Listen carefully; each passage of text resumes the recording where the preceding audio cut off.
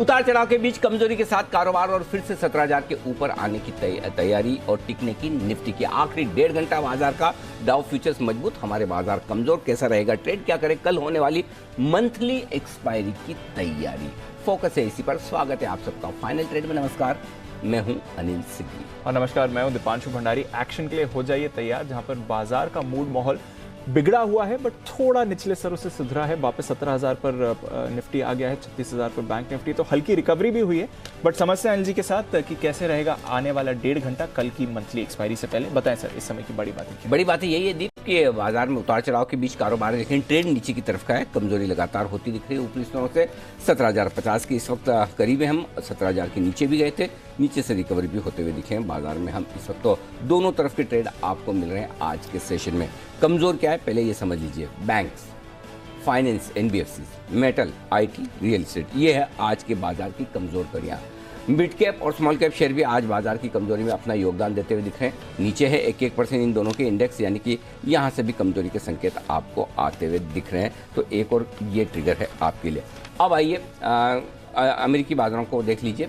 यहाँ पर डाउ फ्यूचर 350-400 पॉइंट मजबूत है, यहाँ से किसी तरह की कोई दिक्कत है नहीं, लेकिन हमारे बाजारों में थोड़ी कमजोरी के संकेत जरूर है। यूरोप के बाजार मूड बनाने की कोशिश कर रहे हैं कि तेजी करें या ना करें, अब तक डिसाइड नहीं कर पाए। जैसे डिसीजन आएगा इनका हम आपको बताएंगे। फिलहाल बड़ी छोटी सी रेंज में ये टाइम पास करते हुए आपको दिखेंगे। तो ये अब तक का कारोबार आपके लिए होता हुआ दिखाई दीप। तो हाँ, ये जरूर है कि ज्यादा नहीं बढ़े, लेकिन है तो हरियाली जी बिल्कुल। तो डाउ फ्यूचर्स पे अच्छी मजबूती है, हालांकि कल 800 पॉइंट डाउ जरूर गिरा था, पर इंटरेस्टिंग सेशन रहा अनिल जी, क्योंकि 12:30 तक देखें तो बहुत ही सीमित दायरे में कारोबार रहा। 80 अंकों की रेंज में हमने निफ्टी को ट्रेड करते हुए देखा, लगभग 150 अंक की रेंज में बैंक निफ्टी ट्रेड कर रहा था। 12:30 एक बड़ा ब्रेकडाउन आया और उससे बाजार काफी फिसलते हुए दिखे, 16,950 तक निफ्टी गया, बट ऑलमोस्ट वो रिकवर करके वापस उन्हीं लेवल्स पर आ गए जो रेंज में इससे पहले अटके हुए थे।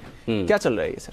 कल जैसे ही आप देखो, कल थोड़ा सा लेट हुआ था, बट कल भी सेम इसी तरह की सिचुएशन थी। मिड सेशन में एक डिप लगाई और वापस ऊपर आ गया। कल का अगर पता नहीं कल का अलग से चार्ट मिल जाए तो कल का आज का चार्ट मिलाकर देखेंगे तो ऑलमोस्ट सेम रहेगा, कल के जैसे ही है, बिल्कुल एग्जैक्टली वैसा है। और कल जो हुआ वही आज भी हो रहा है। एग्जैक्टली सही लेवल पर बाजार का सपोर्ट 16,950 क्लोजिंग बेसिस का आपका स्टॉप लॉस है। जिनको रिस्क कम रखनी है उनको 16,950 इंट्राडे रखना था, आज का लो 16,958, एग्जैक्टली वहीं से घुमा है बाजार, करेक्ट। 17,125 से रुकावट का दौर शुरू होता है। पहला लेवल 17,125 से हर 25 पॉइंट पर रुकावट है, आज का ही 17,110 है। मतलब बाजार एकदम परफेक्ट लेवल ऊपर और नीचे की तरफ आपको मौका दिया। बैंक निफ्टी में आ गया, ट्यूसडे का चार्ट आ गया सर। ये ट्यूसडे का है, कौन सा वाला ट्यूसडे का? दोनों सेम दिख रहे हैं। यही खास बात है कल के आज के चार्ट में, सेम ग्रीन और रेड का, ये ग्रीन और रेड वाला है। कल और जैसे आज के चार्ट में कोई फर्क नहीं है। तो बेसिकली बिल्कुल एग्जैक्टली कल जैसा ही मूव आज भी आया, ये देखिए। सो अब उम्मीद करें कि कल आखिर में थोड़ा जो ऊपर गया आज तो बराबर आए, एंड का जो स्पाइक था थोड़ा और अभी तो और बढ़ेगा, अभी और बढ़ेगा। कौन से पेंट्स का था? Asian paints. हाँ, अभी तो और बढ़ेगा। तो हो सकता है क्लोजिंग में थोड़ी रिकवरी आपको और दिखे, और रिकवरी की वजह भी दिख रही है कि आप देखिए डाउ फ्यूचर्स धीमे धीमे अपनी बढ़त बना रहे हैं, 350-400 पॉइंट मजबूत होते दिख रहे हैं। सो पहली चीज तो ये। दूसरी चीज बैंक निफ्टी में आई है दीप। बैंक निफ्टी भी एकदम परफेक्ट रेंज पर आया है। 35,750 का जो लेवल है सपोर्ट, नेक्स्ट जो हमने 35,900 के नीचे रखा है, 35,925 के नीचे, एग्जैक्टली वहां से 35,725 के आसपास से घुमाए, 35,747 का लो बनाकर कुछ मिनटों के लिए गया है। अदरवाइज वही 35,900 के आसपास सपोर्ट लेने की कोशिश बैंक निफ्टी की भी होती हुई दिख रही है। हाँ, एक थोड़ी सी कमजोरी वाली बात यह है कि 36,000 के नीचे टिक कर ट्रेड कर रहा है। निफ्टी 17,000 के नीचे ज़्यादा रहा नहीं, 16,950 17,000 परफेक्ट रेंजर। सुबह भी जब आप पूछ रहे थे कि क्या करना चाहिए तो मैं यही कर रहा था, 16,950 17,000 में ज़्यादा कंफर्टेबल हम खरीदने के। निफ्टी में हम कंफर्टेबल वहाँ भी थे, बैंक निफ्टी में 35,900, लेकिन इंट्राडे में 35,850 का छोटा स्टॉप लॉस दिया था। अगर आपका ट्रिगर हुआ तो हो जाने दें। अब हम खरीदेंगे तब जब 36,100 के ऊपर बैंक निफ्टी टिकेगा तो ही खरीदेंगे, और निफ्टी में भी अगर 17,125 के ऊपर टिकेगा तो खरीदेंगे। ओके। अब खरीदने के लिए जगह थोड़ी नीचे आ गई है, या तो हमारे सपोर्ट रेंज में आ जाए। सपोर्ट रेंज क्या है? 16,950 17,000 निफ्टी, बैंक निफ्टी 35,525 35,725, या तो इस रेंज में आए तो खरीदेंगे, नहीं तो 36,100 पार करके टिकेगा तो बैंक निफ्टी में खरीदारी होगी, 17,125 पार करके टिकेगा तो निफ्टी में खरीदारी होगी। ये अगले 1.5 घंटे के लिए, बाकी तो फिर 2:30 बजे की स्ट्रेटेजी आई रही है। डेटा आ गया मेरे पास। बिल्कुल, तो डेटा बस थोड़ी देर में एनालिसिस से जानेंगे, डेटा का विश्लेषण और आपको किस तरह से करनी है अपनी पोजीशंस की तैयारी। बट आइए उससे पहले जान लेते हैं कुछ इंपॉर्टेंट ट्रिगर्स और साथ ही आज के खबरों वाले शेयर्स भी कुशल और वरुण के साथ। कुशल, गुड आफ्टरनून, बताएं कौन से triggers. Good afternoon Deepanshu. Numbers के लिहाज से बजाज ऑटो और एचयूएल अपने नंबर्स घोषित करेंगी। निफ्टी से एफएनओ स्पेस से HDFC AMC, IEX, persistent systems, Syngene international, Trent और इंडियन होटल्स के नंबर भी अभी आने बाकी हैं। कैबिनेट फैसलों पर प्रेस कॉन्फ्रेंस होगी 3 बजे। अनुराग ठाकुर जी यहाँ पर इस प्रेस कॉन्फ्रेंस को लीड करते हुए नजर आएंगे। साथ ही 28 तारीख कल आप देखिए यहाँ पर निफ्टी से एक्सिस बैंक, बजाज फिनसर्व और एसबीआई लाइफ अपने नंबर्स घोषित करेंगे। एफएनओ स्पेस की 8 कंपनियां जिसमें Ambuja cements, Biocon, Coromandel international जैसी कंपनियां शामिल हैं। साथ ही इंडिया मार्ट इंटरमेश नतीजों के साथ साथ बाईबैक पर भी बोर्ड बैठक करता हुआ दिखेगा। वरुण बेवरेजेस नंबर्स भी आएंगे और बोनस इशू करने पर यहाँ पर भी कंपनी विचार करती हुई नजर आएगी। Bank of Maharashtra fund raising को लेकर मीटिंग है। साथ ही पिक्स ट्रांसमिशन ये कंपनी है, ये एनएससी पर कल से ट्रेड होती हुई नजर आएगी। बीएससी पर ऑलरेडी ट्रेड हो रही है। एचसीएल टेक्नोलॉजीज अंतरिम डिविडेंड का ऐलान किया गया था, उसकी एक्स डेट है। साथ ही जापान का जो बैंक ऑफ जापान है वहां पर जापान में मॉनेटरी पॉलिसी स्टेटमेंट इनका आता हुआ नजर आएगा और यूएस के Q1 जीडीपी आंकड़े भी आएंगे। और अंत में 29 अप्रैल शुक्रवार को निफ्टी से IndusInd bank, Maruti Suzuki, UltraTech cement और विप्रो अपने नंबर्स लाएंगी। एफएनओ स्पेस से Can Fin homes, L&T finance holdings, Tata chemicals और एसबीआई कार्ड्स के नतीजों पर भी आपको नजर रखनी है। इनफैक्ट जापान के बाजारों में छुट्टी रहेगी और साथ ही यूरोप के जीडीपी और अप्रैल के सीपीआई आंकड़े भी आएंगे। तो ये है आपके लिए कुछ इंपॉर्टेंट ट्रिगर्स ग्लोबली और लोकली दोनों लिहाज से आपको रखनी है यहाँ पर नजर। आइए वरुण से जानते हैं आज के खबरों वाले शेयर्स भी। वरुण, गुड आफ्टरनून, बताएं। गुड आफ्टरनून दीप। तो एलआईसी के अलावा जो खबरें आई है वो मैं आपको बता रहा हूँ। इसमें सबसे पहले तो जो 2 नतीजे आए हैं, जिसमें एक तो केपीआईटी टेक है, जहाँ पे आय जो है 622 करोड़ से बढ़ के 652 करोड़, मुनाफा 70 करोड़ से बढ़ के करीब 80 करोड़ के आसपास आया है। मार्जिन जो है उसमें बढ़ोतरी हुई है, 13.5% से बढ़ के 13.9% और ₹1.85 का अंतरिम डिविडेंड का ऐलान कंपनी ने किया है। श्री दिग्विजय सीमेंट स्टैंडअलोन मुनाफा जो है वो 27 करोड़ से घटकर 13 करोड़ के आसपास आया है। आय जो है करीब 175 करोड़ से घटकर 170 करोड़ के आसपास आई है। ₹2 प्रति शेयर के डिविडेंड का ऐलान किया है। फर्टिलाइजर स्टॉक्स खबरें ये आई है कि अतिरिक्त सब्सिडी जो है फर्टिलाइजर के लिए उसको कैबिनेट की मंजूरी मिल चुकी है। पीएन के फर्टिलाइजर सब्सिडी जो है 50% के आसपास बढ़ाई गई है। 60,000 करोड़ रुपए की अतिरिक्त सब्सिडी देने का फैसला किया गया है। 3 बजे कैबिनेट की बैठक है जिसमें औपचारिक ऐलान होगा। टेक्सटाइल स्टॉक्स, कॉटन की बढ़ती कीमतों पर एक्शन आया है सरकार का। यहाँ पे एक्सपोर्ट्स पर अस्थायी रोक लगाने पर सरकार विचार कर रही है। एनटीपीसी एनर्जी वॉल्ट के साथ इन्होंने करार किया है। एनर्जी स्टोरेज टेक्नोलॉजी के लिए करार जो है वो किया गया है। लुपिन चीन में इस कंपनी ने एक कंपनी के साथ स्ट्रैटेजिक करार किया है। बच्चों से जुड़ी दवाओं की बिक्री के लिए करार किया गया है। टीवीएस मोटर्स कंपनी ने रैपिडो के साथ करार किया है। हाइपर लोकल मोबिलिटी सेगमेंट के लिए करार किया गया है।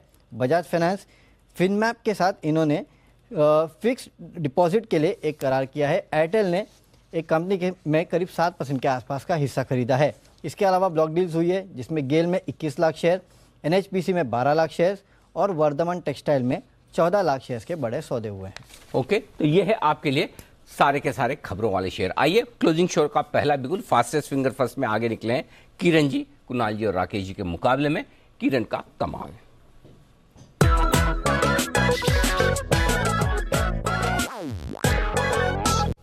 बताएं किरण जी। अनिल जी, बाय करने पर अगले सीरीज का बाय करना है, मई सीरीज का बालकृष्ण इंडस्ट्रीज। 1 महीने के बड़े कंसल्टेशन के बाद ब्रेकआउट दे रहा है। पहला मेरा मानना है कि पहला छोटा टारगेट 2280 का रहेगा, जो कि कल तक आ जाना चाहिए। पर अगर आप 10-15 दिन का वक्त देते हैं तो मेरा मानना है कि अगले सीरीज का जो टारगेट रहेगा वो 2460 का रहेगा। तो इधर से बड़ी अपसाइड है आपकी, और आपके लिए स्टॉप लॉस 2160 का है। मैं सारे मे फ्यूचर्स के लेवल्स की बात कर रहा हूं। तो मेरा मानना है कि ये बड़े टारगेट्स के लिए लॉन्ग पोजीशंस बनाने चाहिए। 1 महीने का कंसोलिडेशन का स्ट्रॉन्ग ब्रेकआउट देखने को मिल रहा है बालकृष्ण इंडस्ट्रीज में। तो बालकृष्ण इंडस्ट्रीज है वो स्टॉक जहां पर तगड़ी खरीदारी की राय आती हुई दिख रही है इस वक्त। आइए बढ़ते आगे और कुणाल जी और राकेश जी के लिए भी चार्ट कॉर्नर का बिगुल।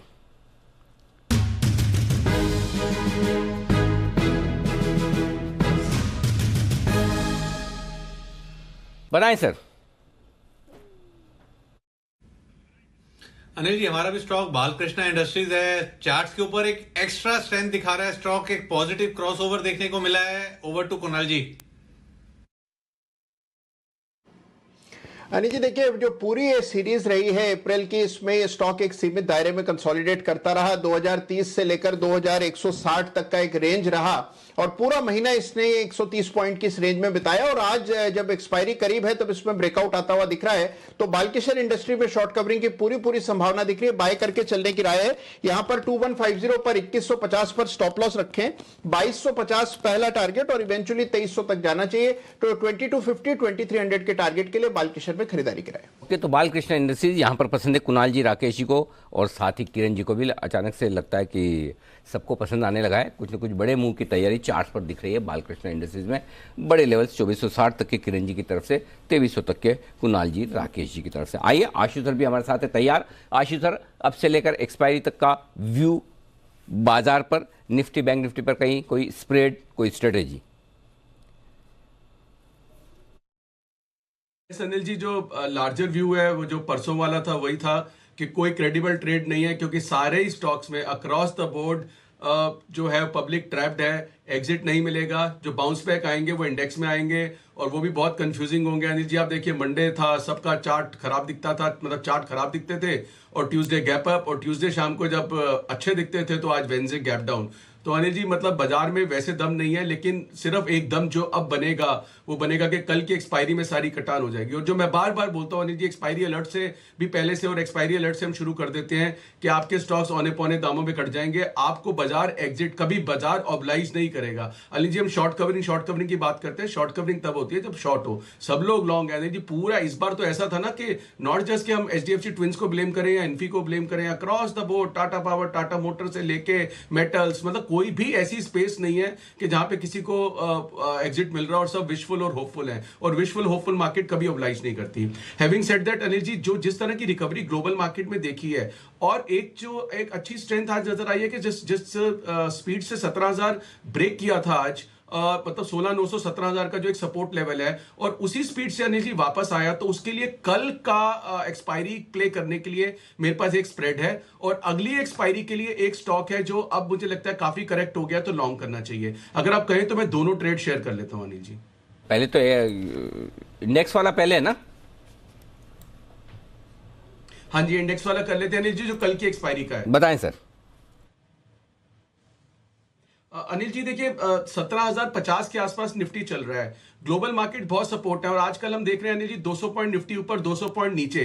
अब ग्लोबल मार्केट देख के आप शॉर्ट तो नहीं कर सकते इंडेक्स को, और अगर कोई रिकवरी भी आएगी तो Anil ji beat and down, जो मैंने आपको अनिल जी एक और चीज बताई थी, अगर आपको ध्यान हो, आप देखिए एचडीएफसी बैंक में भी थोड़ी सी मतलब ट्रैक्शन आई है। एचडीएफसी और एचडीएफसी बैंक में ऊपर के भावों के लोगों को एग्जिट नहीं मिलेगा, लेकिन वो इंडेक्स को कोई चीजें हेल्प कर देती हैं। रिलायंस अभी भी संभाल रहा है।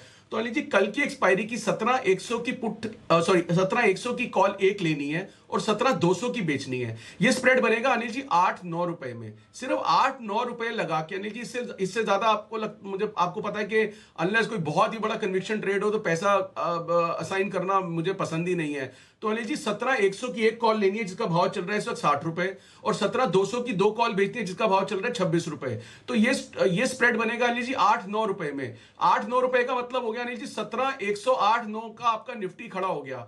और अनिल जी कल अगर 100 पॉइंट गैप डाउन भी गैप अप ऊपर खुलता है, 150 पॉइंट खुलता है, तो 17,100 से लेके 300 कहीं पे भी अनिल जी जाएगा तो इसमें बहुत 8-9 रुपए लगा के आपको 4-5 गुना का पैसा मिल सकता है। और वर्स्ट केस अनिल जी नीचे की साइड में 8-9 रुपए से ज्यादा जा नहीं सकते, और ऊपर की साइड में 17,300 तक सेफ है। तो हमारा जो डिलीवरी जो एक्सपायरी का व्यू है वो है समवेयर बिटवीन 16,900 टू 17,250। तो अनिल जी ये एक ऐसा ट्रेड है कि नीचे वाली साइड में सिक्योर्ड है, ऊपर वाली साइड में 17,300 तक सेफ है। तो मुझे लगता है कि अनिल जी ये स्प्रेड बनाना चाहिए। और अनिल जी मार्केट में आप एक सुबह एक चीज बोल रहे थे कि खेलना नहीं छोड़ सकते, पढ़ना नहीं छोड़ सकते, सिलेबस रोज चेंज हो जाए तो भी। पर अनिल जी देखिए इस मार्केट में एक बहुत बड़ा व्यू ये होता है कि कुछ नहीं करना, मतलब परसों ये भी एक ट्रेड था अनिल जी कि जब मैंने आपको ऑनेस्टली कन्फेस किया कि कोई ट्रेड है ही नहीं, पुराने जो स्टॉक्स फंसे हुए हैं उनको एग्रेसिव कॉल राइटिंग करके संभाल रहे हैं, तो वो भी एक बहुत बड़ा ट्रेड होता है। और अनिल जी उसके लिए मार्जिन चाहिए होता है, जो कई बार होता है मार्जिन के in the absence of requisite margin retail की पोजीशन कट जाती है और अगला एक्सपायरी फिर थोड़ा सा बेटर हो जाएगा।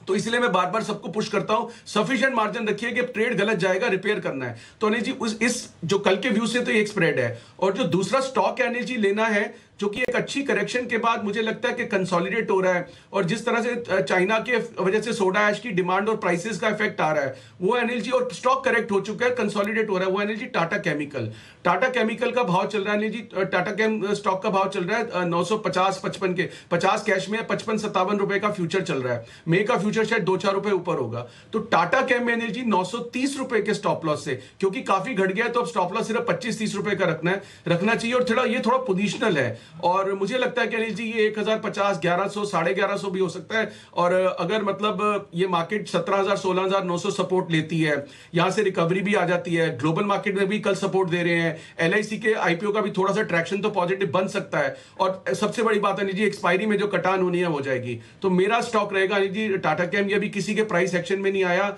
और अगर ये थोड़ा सा चल गया तो अनिल जी सब प्राइस एक्शन में आएगा, सबके चार्ट्स में भी आ जाएगा। तो अभी एक ही स्टॉक है अनिल जी, अगली एक्सपायरी के लिए इस लेवल पे आइडेंटिफाई हुआ है, और कल की एक्सपायरी के लिए स्प्रेड है। ओके, तो 2 ट्रेड आपके लिए हो गए। एक तो आपको खरीदना है निफ्टी का 17,000 का कॉल ऑप्शन, और बेचना है 17,200 का कॉल ऑप्शन। 9 रुपए की कॉस्ट में आपके लिए बन जाएगा। ये 17,200 का ही बेचना है ना सर, या 17,100? हाँ, 17,200 हाँ जी अनिल जी, 17,200 के 2 बेचने हैं। 2 बेचने, ओहो ओके, मैंने एक ही लिख दिया। तो हाँ, तो 17,200 के 2 बेचने, 9 रुपए की कॉस्ट में आपका ये काम हो जाएगा। दूसरा टाटा केमिकल, इसका फ्यूचर 930 के स्टॉप लॉस से खरीदना, 1050, 1100, 1150 बड़े टारगेट हैं जी, जिसके लिए आपको खरीदारी करनी है। ओके, बढ़ते हैं आगे, और कुछ और स्टॉक्स जहां पर एक्शन में आते हुए दिख रहे हैं उस पर फोकस करें। उससे पहले जय तैयार है अपने जैकपॉट शेयर के साथ, बिल्कुल।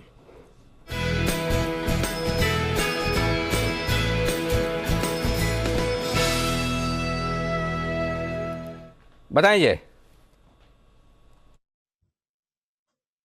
Good afternoon to you, Anil ji. Good afternoon to you, Dipanshu. Anil ji, auto stocks में हमें जबरदस्त एक मोमेंटम देखने मिल रहा है अनिल जी। इनफैक्ट कल 2 दफे मैंने हीरो मोटोकॉर्प दिया था, एक सुपर फास्ट फ्यूचर्स में दिया था एज अ फ्यूचर्स, एंड हमने ऑप्शंस के थ्रू रेकमेंड किया था 2500 के स्ट्राइक का कॉल ऑप्शन, मे की एक्सपायरी का, और आज ही टारगेट्स आ गए Anil ji before going into the May series. सारी टारगेट्स आ गए। अभी मुझे ऐसा लग रहा है अनिल जी कि ऑटो स्टॉक्स में अब on the upside TVS Motors का कॉल लेकर चल सकते हैं, 700 के स्ट्राइक का कॉल ऑप्शन, जो भी 28 पर ट्रेड कर रहा है, and this also again will be of May series. So 26 मई की एक्सपायरी का 700 के स्ट्राइक का कॉल ऑप्शन टीवीएस मोटर्स का खरीदे आप 28 रुपए पे एनर्जी। यहाँ पे आपको स्टॉप लॉस 20 रुपए के नीचे लगाना होगा, so one can place it at 19.50, and ऊपर में जो टारगेट एनर्जी इसका फर्स्ट निकल कर आ रहा है, that comes to around 39, and second target will be 44। So 44 तक भी हमें देखने मिल सकता है। रिस्क रिवॉर्ड पर्सपेक्टिव एनर्जी 1:1.5 तक होगा, ऐसा अगर हम देखें तो। But then I think that the way auto stocks are moving, and खास करके टीवीएस मोटर्स में बहुत ही बढ़िया ब्रेकआउट हमें 680 के लेवल्स के ऊपर देखने मिल रहा है। About this levels energy next level जो दिख रहा है मुझे स्पॉट में, दैट कम्स टू 720। तो 720 तक अब मुझे मेजर कोई हर्डल टीवीएस मोटर्स में नजर नहीं आ रहा। ओके, तो 720 तक जाने की लेवल्स दिखा रहा है, और कॉल ऑप्शन खरीदना है अगले महीने की एक्सपायरी का 700 का टीवीएस मोटर्स पर। आइए चलते हैं सिमी जी के पास, सिमी के नॉन स्टॉप शेयर्स के लिए।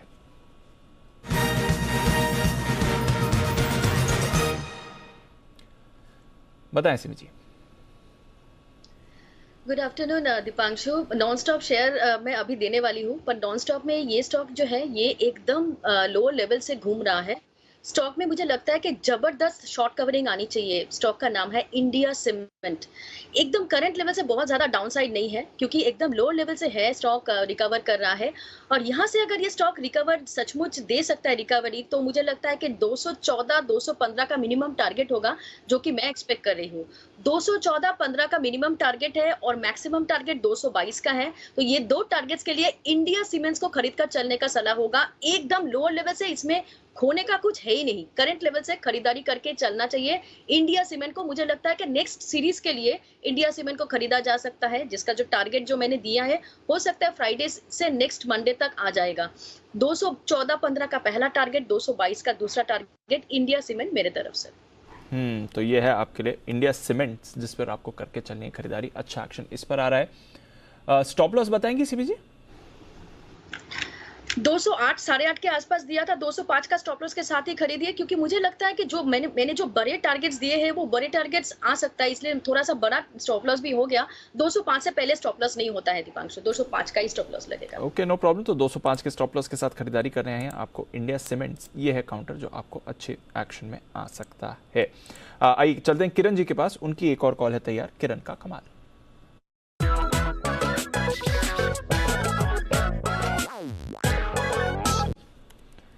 बताएं किरण जी। दीप, ऑप्शन स्ट्रेटेजी है और फिर टायर स्टॉक में ही है और अगले सीरीज की है। अपोलो, इस बार अपोलो टायर्स बाय करने की सलाह है। तो अगले सीरीज की 205 की कॉल जो कि अभी 11 रुपए 50 पैसे 11 रुपए 70 पैसे के आसपास मिल रही है, उधर बाय करना है। 2 रुपए नीचे सिर्फ स्टॉप लॉस लगाना है आपका। 9 रुपए 50 पैसे का स्टॉप लॉस रहेगा। और टारगेट्स के लिए मैं मानता हूं कि 19 रुपए और 20 रुपए के टारगेट्स आपको कैजुअली देखने में मिलेंगे। थोड़ा सा पेशेंस रखना पड़ेगा दीप। बड़े टारगेट्स है, परसेंटेज वाइज भी अच्छा देखने को मिल रहा है। और अगर चार्ट पैटर्न देखते हैं तो बहुत ही अच्छे डबल टॉप का ब्रेकआउट देखने को मिल रहा है। जब जब ऐसे डबल टॉप का ब्रेकआउट देखने को मिलता है और अच्छे कंसोलिडेशन के बाद, तो मेरा मानना है कि ये स्टॉक बहुत अच्छी तरह से चलने मूव देता है। और टारगेट्स अगर कैश लेवल्स की बात करें तो मेरा मानना है कि अगले 10 दिनों में ये 215 216 के ऊपर के लेवल्स कैजुअली जाते हुए देखने को मिलना चाहिए। तो मेरा मानना है कि ये कॉल ऑप्शन लेके चलना चाहिए। तो ये है आपके लिए कॉल ऑप्शन खरीदने का अपोलो टायर्स पर। बालकृष्णा और फिर अपोलो, ये हैं आपके लिए दो काउंटर्स। टीवीएस मोटर्स, ये पसंद है जय को। तो ऑटो स्टॉक्स फिर से अपनी लीडरशिप दिखा रहे हैं। लगातार 4-5 सेशन से हम देख रहे हैं ऑटोस की लीडरशिप आई है और वो अभी भी बाजार में बरकरार है। हीरो मोटोकॉर्प पर रखिए नजर, वायदा कारोबार का टॉप गेनर है इस समय 3.5% की तेजी के साथ। पर आइए फोकस करते हैं कुछ और नतीजे जो आज आने वाले हैं। एचडीएफसी एएमसी, कैसे रहेंगे इनके नतीजे, जानते हैं वरुण के साथ। वरुण बताइए।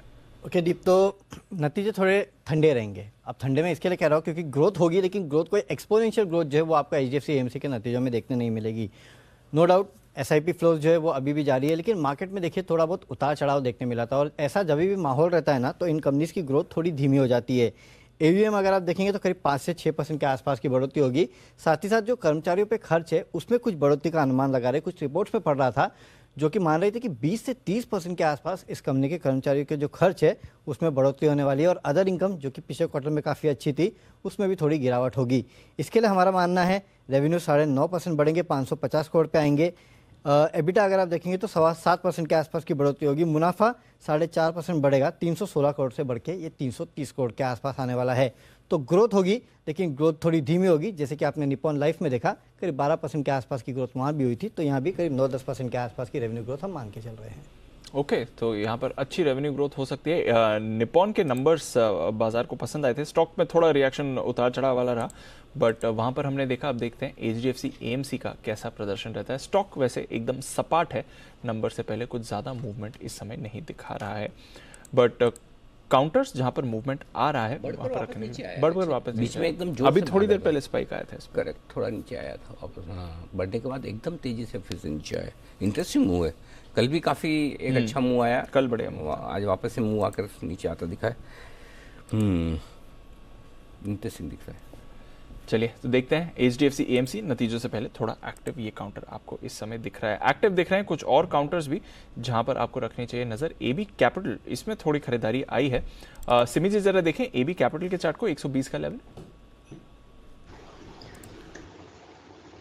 दीपांशु, स्टॉक काफी स्ट्रांग है और मुझे लगता है कि इसमें एक अच्छा ब्रेकआउट भी देखने को मिल रहा है। एबी कैपिटल यहाँ से काफी शानदार मोमेंटम शो कर सकता है। ऑलरेडी ये तेजी शो कर रहा है और इसमें जो लेवल मैं देख रही हूँ 120-40 के ऊपर इसका ब्रेकआउट आया है। तो यहाँ पे 120 या 119 का स्टॉप लॉस के साथ मैं खरीदने का सलाह दे रही हूँ।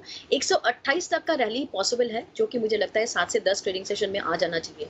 तो एबी कैपिटल के लिए 119 का स्टॉप लॉस और 128 का टारगेट होगा ऑन दी अपसाइड। अच्छा ब्रेकआउट आया है आज। ओके, तो ये है आपके लिए एबी कैपिटल जिसमें रखनी है नजर। केपीआईटी टेक, इस पर रखिए नजर क्योंकि इसके आए थे नतीजे और नतीजों के बाद देखिए स्टॉक पर क्या जबरदस्त मूव आती हुई दिखी है। 12% ऊपर इस समय आपको केपीआईटी टेक का काउंटर ट्रेड करते हुए दिख रहा है। बंसल जी जरा देखें, केपीआईटी टेक जबरदस्त मूव आई है, अब क्या लेवल्स निकल कर आते हैं? दीपांशु बेहतरीन रिवर्सल है। एक तरफ तो हम ट्रेडिंग के लिए पिछले दिनों के 1 दिन 2 दिन के हाईज देखते हैं, तो यहाँ लगभग देखें तो 7 दिनों के हाईज के ऊपर स्टॉक निकला है। एक पॉजिटिव क्रॉसओवर है। सबसे बड़ी बात क्या है कि एक बड़ा बेस 540 के अराउंड बना है, तो short term, medium term, long term तीनों नजरियों से बढ़िया टेक्निकल स्ट्रक्चर है। और कोई एक या 2 दिन का नजरिया बना के काम करना चाहता है तो एक छोटा स्टॉप लॉस है यहाँ पर 567 का। 567 के स्टॉप लॉस के साथ खरीदारी की राय है 605 से लेकर 608 के टारगेट के लिए। ओके, 605 से 608 के टारगेट के लिए केपीआईटी पर रखिए नजर रखिए। महिंद्रा लॉजिस्टिक्स पर भी, इस पर भी एक अच्छी मूव आ रही है। जय, जरा इसका चार्ट देखें। सुबह से ये एक्टिव है, नतीजे इसके अच्छे आए थे और उसके बाद से ऐसे बाजार में भी 8% की गेन होल्ड कर रहा है सुबह से।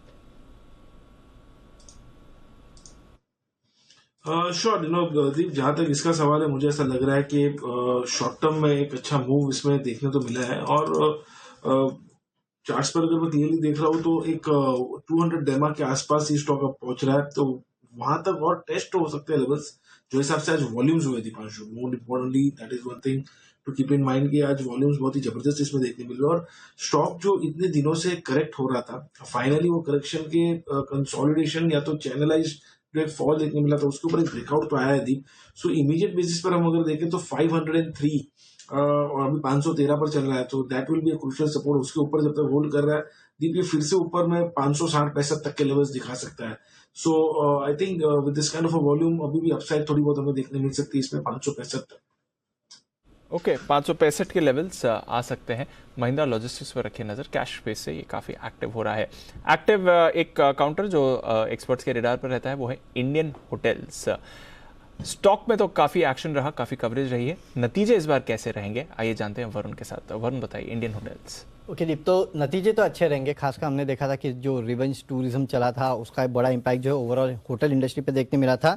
और पिछले साल अगर आप देखेंगे तो बेस भी थोड़ा लो था, तो उसका भी इम्पैक्ट देखने मिलेगा। अंतर्राष्ट्रीय होटल जो है वहाँ पे भी ऑक्यूपेंसी रेट जो है वो काफ़ी अच्छी है और एवरेज रूम रेट्स जो है वो काफ़ी बड़े हैं, तो उसका इम्पैक्ट इन कंपनियों के नतीजों पे देखने मिलेगा। हालांकि एक बात है कि आपको याद होगा जनवरी के स्टार्टिंग में जब वो ओमिक्रॉन नया वेरिएंट आया था तो काफ़ी बुकिंग्स जो है वो कैंसिल हुई थी, तो इसके चलते आपको बॉटम लाइन पे थोड़ा बहुत इम्पैक्ट देखने मिलेगा।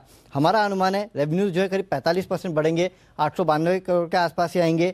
एबिटा जो है 187 करोड़, मार्जिन जो है 12% से बढ़ के करीब 21% के आसपास आने वाले हैं। लेकिन लॉस कंपनी करेगी करीब 10 करोड़ का। पिछले साल इसी क्वार्टर में करीब 90 करोड़ का आसपास का लॉस किया था, तो बॉटम लाइन का फिगर देखना काफ़ी वेरिएशन हो सकता है, वहाँ पे हो सकता है प्रॉफिट में भी आ जाए कंपनी, लेकिन मार्जिन्स और आय के फ्रंट पर कंपनी का जो प्रदर्शन है वो काफ़ी लाजवाब रहने वाला है। तो परफॉर्मेंस तो अच्छी रहने वाली है और लगभग सभी एक्सपर्ट्स के रेडार पर भी ये रहा है। कुणाल जी, थोड़ा ये भी रिसेंटली करेक्ट हुआ है बाजार के मूड माहौल के साथ, कैसा लगता है 235 पर इंडियन होटल सर? देखिए दीपांशु, बड़ा जबरदस्त चार्ट स्ट्रक्चर है। स्टॉक लगातार धीरे धीरे करके आउट परफॉर्म कर रहा है बाजार को, और इसमें बहुत शैलो करेक्शंस आते हैं, मामूली से करेक्शंस आते हैं और वापस से स्टॉक रैली करता है। तो ऐसा लगता है कि जो करेक्टिव साइकिल अभी पीछे 4-5 दिन पहले शुरू हुई वो समाप्त होते हुए नजर आ रही है।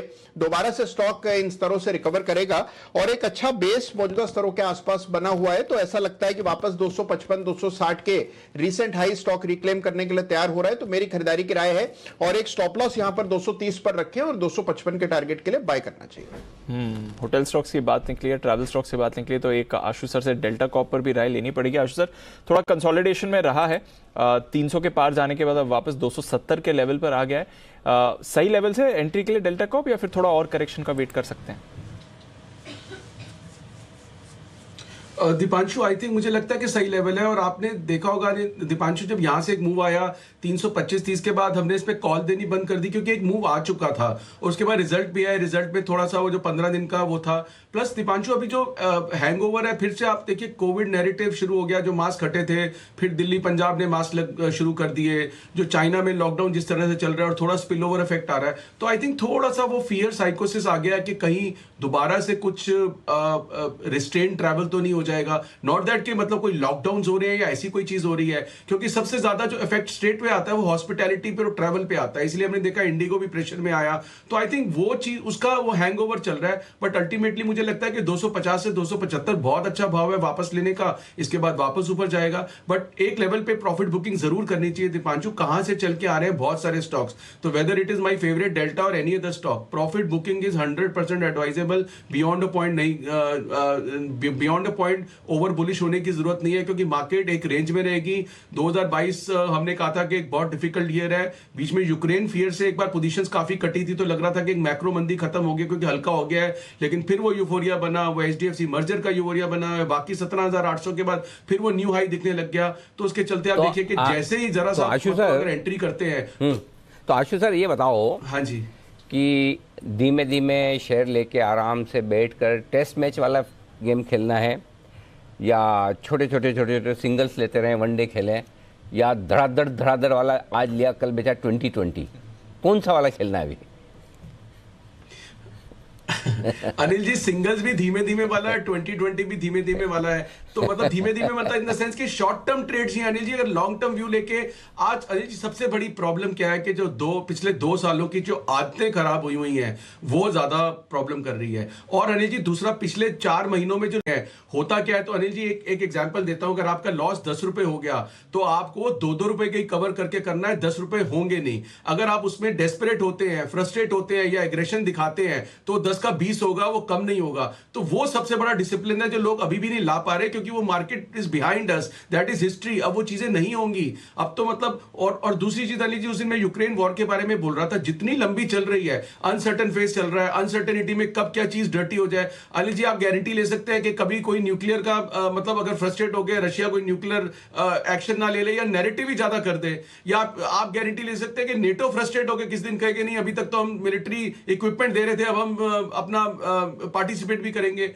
तो अनिल जी ये सब चीजें खुली हुई हैं। और Anil ji that reminds me, मैं एक चीज और आपको मतलब I am taking the liberty of saying this, कि पिछले दिनों में मैं अजय बग्गा जी को सुन रहा था, मतलब सच आई रियली अप्रिशिएट हिम, क्योंकि अनिल जी एक आदमी जो कि बिल्कुल पॉजिटिव है और वो ओपनली कहते हैं कि मैं तो बुल हूं और परपेचुअल बुल हूं, लेना है। अनिल जी पिछले 1 महीने से उनकी आवाज में मतलब वो कॉन्फिडेंस नहीं है, वो कंसर्न है, वो डाउट्स है, मतलब ही इज नॉट कन्विंसिंग के नहीं अच्छा नहीं लगता। तो अनिल जी उस चीज ने भी इतना कॉन्फिडेंस दिया इस चीज को समझने के लिए। अदरवाइज जो अनिल जी परपेचुअल बुल्स होते हैं, जो परपेचुअल पॉजिटिविटी होते हैं, कुछ भी हो जाए, ये भी हो जाएगा, वो भी हो जाएगा, सब ठीक हो जाएगा। उसके लिए आपको सबूत देने की जरूरत नहीं है आशु सर, उसके लिए सिमी जी काफी पैनल पे बैठी है ना। इससे बड़ा सबूत क्या चाहिए? कभी जिंदगी में शॉर्ट कॉल नहीं दिया, आप एक बार मिले हमारी बीएससी में, बजट स्टॉक एक्सचेंज में, इससे बड़ा सबूत क्या चाहिए? कहना चाहता था, इसलिए मैंने कहा कि अनिल जी क्योंकि आप उनकी इनपुट्स बहुत ज्यादा मानते हैं और उनकी क्रेडिबिलिटी पे बहुत मतलब एक सबको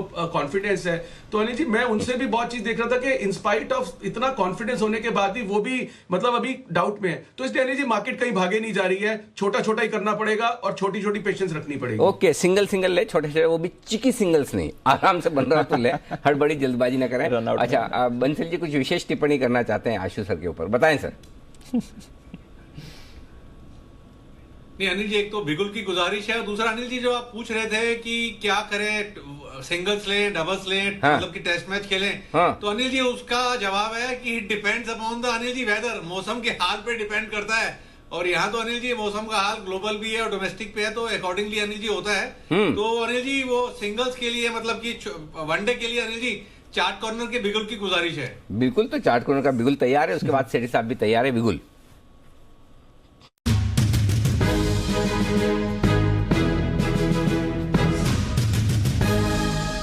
बताएं सर। अनिल जी हमारा चार्ट कॉर्नर पिक है bank of Baroda. Bank of Baroda पे खरीदारी की राय है, एक पॉजिटिव क्रॉसओवर देखने को मिला है। आज थोड़ा सा नीचे खुला था, कल के लोस को क्रैक नहीं करा और कल के हाइस के ऊपर निकलने की तैयारी कर रहा है। एक positive crossover bank of Baroda में देखने को मिला है। ओवर टू कुणाल जी।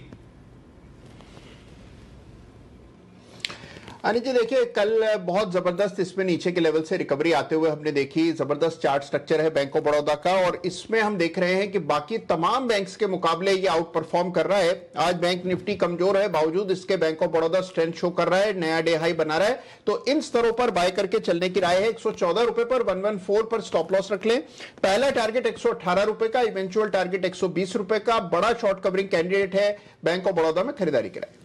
सारे इवन नंबर से, कोई भी ऑड नंबर नहीं है। बैंक ऑफ बड़ौदा 116 में लेना है, 114 का स्टॉप लॉस, 118 और 120। एक ये भाव किसका है? बंधन बैंक का नहीं। अरे भाई कहाँ बंधन बैंक? हाँ मैं वो सोचा, मैंने कहा 336 वाले का स्टॉप लॉस 114। कुणाल जी राकेश जी को झटका ना लग जाए भाई। हाँ हाँ अच्छा कुणाल जी, मासूम सा सवाल ये है कि अगर बंधन बैंक ऑफ बड़ौदा का भाव 115 होता तो ऑड नंबर्स में आते आपके लेवल 113, 117, 119। अनिल जी देखिए, ऑड के मुकाबले अनिल जी हमेशा इवन बेहतर होता है। ऐसा तो आप दिल्ली वाले ज्यादा जानते हैं भाई। इवन ऑड आपके यहाँ चलता है, वहाँ पर। आप जैसा बोलो, आप इवन बोलो इवन, ऑड बोलो ऑड, दोनों बोलो दोनों, हमें पता नहीं, हमें क्या मालूम। हमारे यहाँ तो हमेशा इवन ऑड बराबर है। पूरा टाइम ट्रैफिक, पूरा ट्रैफिक, फुल टाइम ट्रैफिक, कभी भी जाओ। कल ओ माय गॉड बुरा हाल हो गया। मतलब अभी तो ऐसा हाल है, वो पैंडेमिक के पहले वाला जो हाल था उससे ज्यादा खराब है। करेक्ट। मतलब 2.5 घंटा आजकल ट्रैफिक में लगा है। मतलब नॉन पीक आवर्स में भी हाँ, लंबा टाइम लगा। मतलब बहुत बहुत ज्यादा ट्रैफिक। एक्चुअली वो मेट्रो के काम जो सब फाइनल स्टेज में चल रहे हैं। ओके चलिए चलते हैं जल्दी से। नहीं चलते नहीं है, फोन ही लगाते हैं सेठी साहब को। सेठी साहब के ऑफिस जाना मतलब यहाँ से 2 घंटे का काम यहाँ से इस समय तो होगा। हाँ बिल्कुल। तो सेठी साहब से करते हैं मुलाकात। सदाबहार सेठी साहब।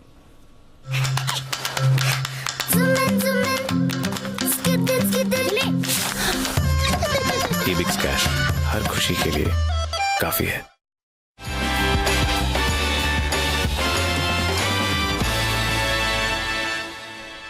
बताएं सेठी साहब। Good afternoon Anil ji. Good afternoon Deepanshu. Anil ji, 2 stock आज, एक फ्यूचर्स का स्टॉक है और एक कैश मार्केट का स्टॉक है जिसमें खरीदारी करनी है। तो आप शुरुआत तो कैश मार्केट से ही करेंगे, मुझे पता है। हाँ बिल्कुल अनिल जी, आज नहीं, फ्यूचर्स के स्टॉक से शुरुआत करता हूँ बिकॉज लगता है वो इसलिए ऐसा नहीं, ये ठीक नहीं, ये चीटिंग है सेठी साहब। आप करने वाले कैश से ही थे, जैसे मैंने बोल दिया तो आपने बदल दिया, फ्यूचर से करूंगा।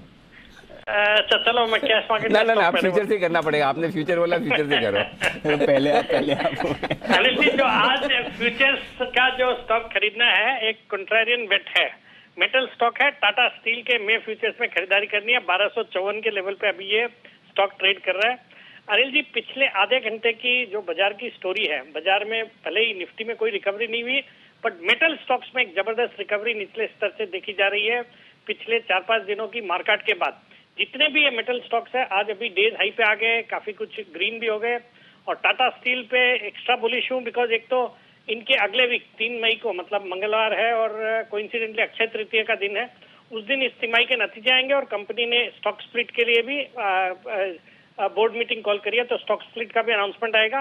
बाकी अनिल जी, मेरा मानना है कि पिछले कुछ दिनों में जो भी पिटाई हुई है मेटल स्टॉक्स में, उसका एक मेजर कारण जाता है कि जो चाइना में एक लॉकडाउन हुआ जिसके कारण से माना जा रहा है कि डिमांड कम होगी और उसके कारण सॉफ्टन हुए हैं जो मेटल प्राइसेस।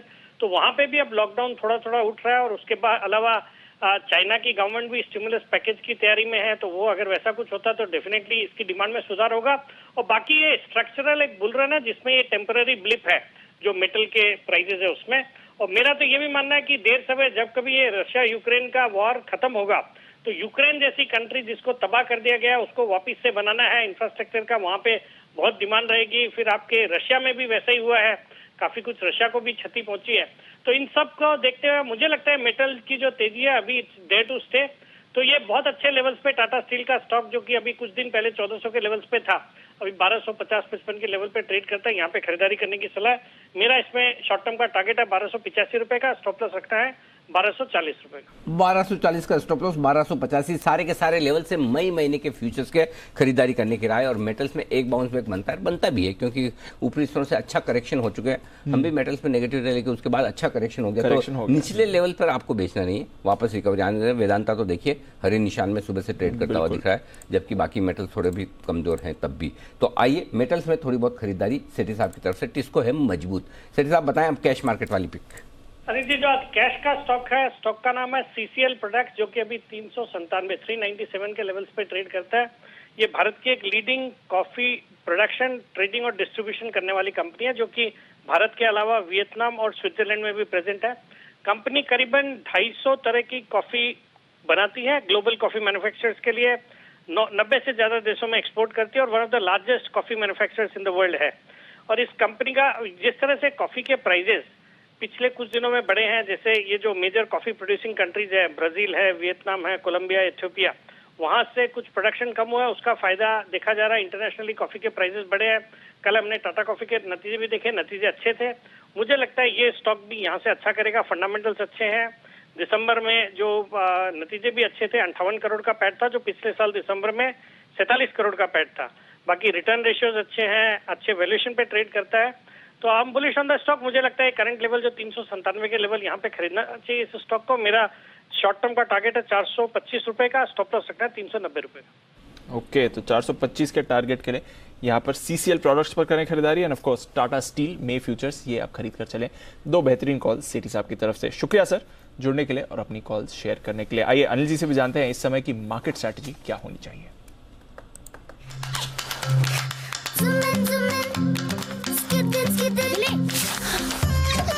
टीबिक्स कैश हर खुशी के लिए काफी है।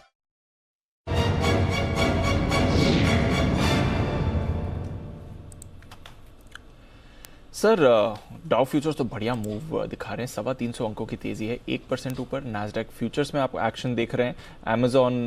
माइक्रोसॉफ्ट और अल्फाबेट के नतीजों का रिएक्शन होगा और साथ ही मेटा के नतीजे आएंगे, तो देखते हैं कैसे रहेंगे। बट मूड माहौल अमेरिकी फ्यूचर्स का अच्छा है, यूरोप में भी ठीक ठाक कारोबार हो रहा है सर, पॉजिटिविटी है। कल की यूएस की गिरावट पर ज़्यादा रिएक्ट नहीं करा है यूरोप ने, कच्चा तेल एक दायरे में बना हुआ है और बाकी भी फैक्टर स्टेबल ही हैं। तो हमें क्या करना है ये बताइए, क्योंकि फ्यूचर्स और ग्लोबल मार्केट्स अच्छे मूड माहौल में दिख रहे हैं। देखो बहुत ज़्यादा मंदी तो है नहीं जी, क्योंकि डाउ फ्यूचर्स आपके अच्छे हैं, कल 800 गिर गए, ट्रेंड तो हुई, एक दिन मंदी एक दिन तेजी वाला वैसे ही दिख रहा है। तो अल्टीमेटली फिर भी ये कहना मुश्किल है कि अमेरिका में क्या कुछ होगा। हम तो हमारे बाजार पे आज और कल का फोकस करते हैं एक्सपायरी तक के लिहाज से। सबसे इंटरेस्टिंग चीज़ क्या है कि ऐसी संभावना पूरी दिख रही है बाजार में कि 17,000 के नीचे की क्लोजिंग आपको नहीं मिलेगी, और वर्स्ट केस सिनेरियो में जो 16,950 का हमारा स्टॉप लॉस है क्लोजिंग बेसिस का, वो होल्ड होगा, आज उसके नीचे बंद नहीं होने चाहिए, ये समझ में आ रहा है। क्यों? 17,000 के पुट पर 1 crore 3 lakh share highest open interest है, वहाँ पर आपके लिए सपोर्ट हो जाता है। 17,000 के नज़दीक 16,950 पर अगर गलती से आखिरी 1 घंटे में वापस मार्केट आते हैं नीचे की तरफ, तो आपके लिए 75 लाख शेयर कॉल राइटर 17,000 पर जो खड़े हैं वो कॉल राइटिंग भी करेंगे, क्योंकि उन्हें भी एक चीज़ तो समझ में आ रही है, बाजार हल्के बिल्कुल। चलो ये मान लिया ओवरसोल्ड नहीं भी है तो हल्के तो हैं, FIs की पोजीशन के हिसाब से तो ओवरसोल्ड भी हैं। कल मंथली एक्सपायरी भी है, डाउ फ्यूचर 300 350 भी दिख रहे हैं ऊपर, तो जिनको बेचना भी है उन्हें इंतजार तो करना है ना, नीचे तो नहीं बेचना है। तो जो 17,000 का कॉल राइटर आज 52 लाख शेयर आज जुड़े हैं, कुल मिलाकर 75 लाख शेयर है, ये इस बात की ओर इंतजार करें कि अगर 16,950 17,000 आ जाए तो शॉर्ट काटनी चाहिए, और यही मेरी राय भी है कि वहां पर अगर आ जाए तो आप शॉर्ट काट लीजिए। टीजी करने वाले जो लोग हैं उन्हें 16,950 17,000 की रेंज में आए तो खरीदारी करनी, नहीं तो 17,125 पार हो जाने दे, उसके बाद फ्रेश खरीदारी करें। सो ब्रॉडली इस रेंज को आपको ट्रेड करना, नीचे की तरफ 16,950 17,000 सपोर्ट, ऊपर 17,125 पार करते ही बढ़िया तेजी। तो क्यों होगी 17,125 पार करते ही बढ़िया तेजी, वो भी बता दूंगी।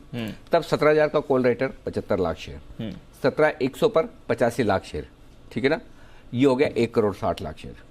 35 लाख शेयर बीच में 17,050 पर और है, यानी करीबन 2 करोड़ शेयर ऐसे हैं जो 17,100 के पार निफ्टी निकलकर टिकता है तो कॉल राइटर शॉर्ट होता है, तो वो थोड़ी सी शॉर्ट कवरिंग करने की कोशिश वहाँ पर करेंगे, बड़ी नहीं, आजकल पोजीशन बहुत ज़्यादा है, तो 50 लाख शेयर भी है तो आपकी 25 30 40 पॉइंट में शॉर्ट कवरिंग हो जाती है, इससे ज़्यादा नहीं मिलती। पहले जैसा नहीं कि अगर 50 लाख शेयर शॉर्ट है तो 100 पॉइंट 150 पॉइंट शॉर्ट कवरिंग हो जाएंगे। जब पोजीशन ज़्यादा हो तो शॉर्ट कवरिंग के हिसाब से भले ही बड़ी दिखे, लेकिन उतने ही कॉल राइटर हैं उतने ही पुट राइटर भी हैं। करेक्ट। सो बैलेंस पोजीशन है, और मशीन वाली पोजीशन ज्यादा होती है, तो इसलिए ऐसा भी नहीं कि 2 करोड़ शेयर तो मतलब बहुत ही आग ही लग जाएगी। 300 एक जमाना था 2 करोड़ शेयर अगर कॉल राइटर ट्रैप हो जाए तो 200-300 निफ्टी भाग जाता था, अब 30 40 50 पॉइंट भागने में दम निकल जाता है। सो वक्त की बात है, लेकिन हाँ सपोर्ट ले लेगा, थोड़ी शॉर्ट कवरिंग करेगा, ये निफ्टी के डेटा साफ बता रहे हैं। तो मेरा बायस पॉजिटिव साइड पर है, मुझे इस लेवल पर बेचना नहीं खरीदना है, और अगर नीचे मिले 16,950 17,000 जो सुबह भी हमने बात की थी 9-8 पर, आज मौका दिया, परफेक्ट रेंज थी, ले पाए तो बहुत अच्छी बात है, नहीं ले पाए तो कोई बात नहीं, क्या ठीक है। तो अब ऊपर में 17,125 पार होगा तो खरीदिएगा, ठीक है, क्लियर है। क्लियर है।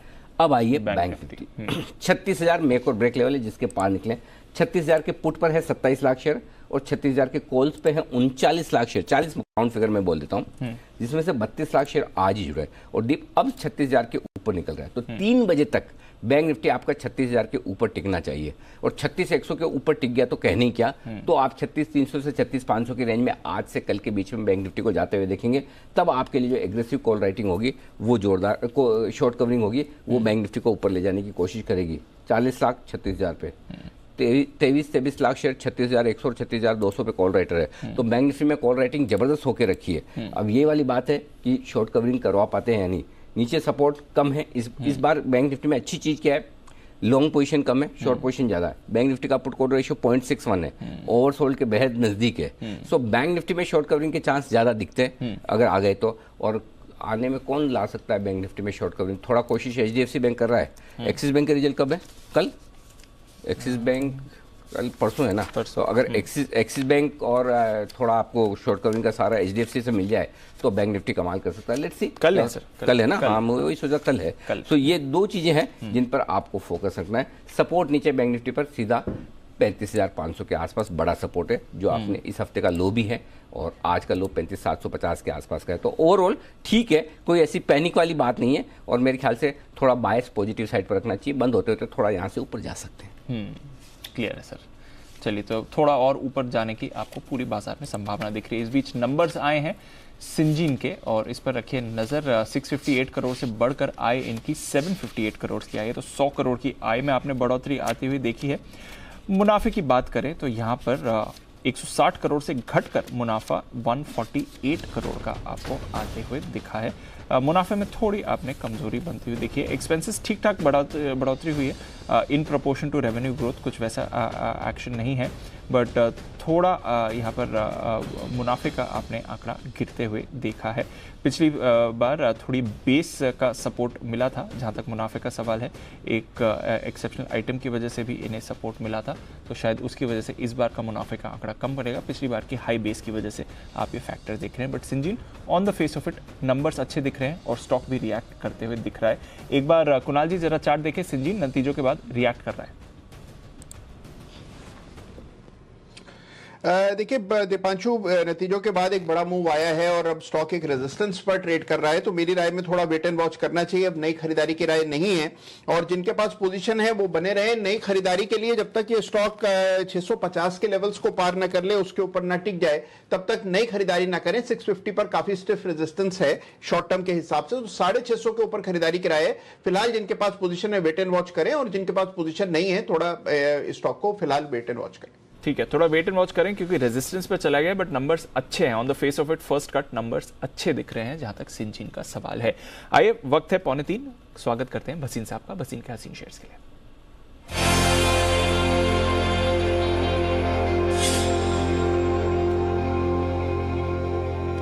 गुड आफ्टरनून भसीन साहब, हल्की हल्की रिकवरी के आसार हैं बाजार में, बताएं क्या कर रहे हैं इस समय। गुड आफ्टरनून दीपांशु, हल्की हल्की है और करके आपको 2 दिन के बाद बहुत ही स्ट्रॉन्ग देंगे। जो यूएस में होना था ऑलरेडी हो चुका है। Now there will be huge short covering tomorrow day after because of the expiry. आपको 2 चीज बोलता हूं, आज के नंबर देखिए, केपीआईटी और Endurance technology. I think stand out numbers in the mid cap, और मिड कैप में जो कार्नेज हो IT, there is time now for reversal. यहां से ये स्टॉक्स 25-30% भी बढ़ जाए कोई बड़ी बात नहीं। तो मुझे लगता है कि worst is already priced in, और जो डिस्काउंटिंग करनी थी whether you know some of the जो आपके फिनटेक स्टॉक्स है वो सब प्राइस्ड इन हो गए। अपडेट भी दे दूं, कल आपको बालकृष्णा 2080-85 में कहा था, उससे पहले परसों अपोलो टायर कहा था, देखिए भाव क्या है, 6% अब। AB capital out perform, MNM out perform, MNM finance out perform. अब 2 नहीं 3 पिक्स हैं आपके लिए जो मुझे लगता है यहां से आउट परफॉर्म करेंगी। ओके, 3 पिक्स हैं आज के लिए और जहां से बढ़िया तेजी की संभावना बनती है। बताएं सर, कौन कौन से स्टॉक्स हैं अब रडार पर। अनिल जी, मैं आप ही की बात सुन रहा था, 17,125 के ऊपर क्लोज आ गई तो दमदार तेजी तो तैयार कर लीजिए। दमदार तेजी, और दमदार तेजी 1000 पॉइंट की होगी अब की बात है। तैयार है सर हम एकदम। तो अनिल जी, सुबह आपको कहा था, आप ही के चैनल पे इंटरव्यू सुनी थी मैंने सीईओ की, निपॉन एएमसी, जी जी वो कह रहे हैं उनके पास 88% शेयर है ईटीएफ मार्केट में और दे आर 8 न्यू लॉन्चेस। आप सोच सकते हैं AMCs are making money hand over fist, क्योंकि जितनी फाइनेंशियलाइजेशन ऑफ सर्विंग्स है वो सब एएमसी में, इंश्योरेंस में और म्यूचुअल फंड में जा रही है। तो AMC are here to stay और मुझे लगता है निपॉन के numbers were the best in the basket. तो मैं रीट्रेड करता हूं 318-19 में लीजिए, 312 का स्टॉप लॉस, 345 का टारगेट और 45 का टारगेट सोमवार को ही आ जाए, कोई बड़ी बात नहीं। दूसरा पिक मदरसन सुमी। आप ऑटोज में इतनी भड़क देख रहे हैं और कोई ऑटो नहीं जो मदरसन के बिना नहीं चल सकती एज एन ओईएम। 134 में लीजिए, 129 का स्टॉप लॉस, 150 का टारगेट। और तीसरा जो मुझे लगता है यहां से बहुत अच्छा रिस्क रिवॉर्ड दे रहा है वो है माइंड ट्री। 3838 में लीजिए, stop loss of 3767, target of 3800। ये वापस 3800 आ जाएगा बिकॉज माइंड ट्री के numbers in the mid cap वो स्टैंड आउट। और आज जो नंबर्स आए हैं वो विंडिकेट कर रहे हैं मेरे फैक्ट को, जो केपीआईटी और एंड्योरेंस के mid cap IT will out perform in the next week 10 days. एक बार बसंत साहब माइंड ट्री का टारगेट फिर से बताएं जरा। 3838 में लेना है, 3767 का स्टॉप लॉस है और टारगेट नहीं 3529 3538 में लेना है, 3437 का स्टॉप लॉस और 3838 का टारगेट, 10% की तेजी। वाह, 3838 का टारगेट, 3538 में लेना है, 3467 का स्टॉप लॉस, 3467 का स्टॉप लॉस, 3838 का टारगेट। याद अच्छा रह जाएगा, 3838 ओके। 3538 में लीजिए, 3838, 300 रुपए ऊपर का टारगेट, एकदम बिल्कुल परफेक्ट कैलकुलेट करके बसंत साहब ने आपको बताया। धन्यवाद सर। कल सुबह आपसे फिर होगी मुलाकात वायदा कारोबार की मंथली एक्सपायरी के दिन। उम्मीद करें कि बाजारों में अमेरिकी फ्यूचर्स के दम पर रहे तेजी बरकरार। आइए तैयार हो सिमी जी की तरफ से इंडिया सीमेंट के बाद एक और बिगुल। बताएं सिमी जी। अनिल जी, आज बताने के लिए अभी मेरे पास अभी तो 2 स्टॉक था, उसमें एक तो 20% सर्किट लग गया है, तो उसमें और कवर करके फायदा नहीं है। आप लोगों को मालूम है मेरा फेवरेट है RIIL। देखिए कितना बड़ा मूव है और मैंने बैठ ही रही थी, मतलब क्यू में मेरा मतलब मौका ही नहीं मिला मुझे।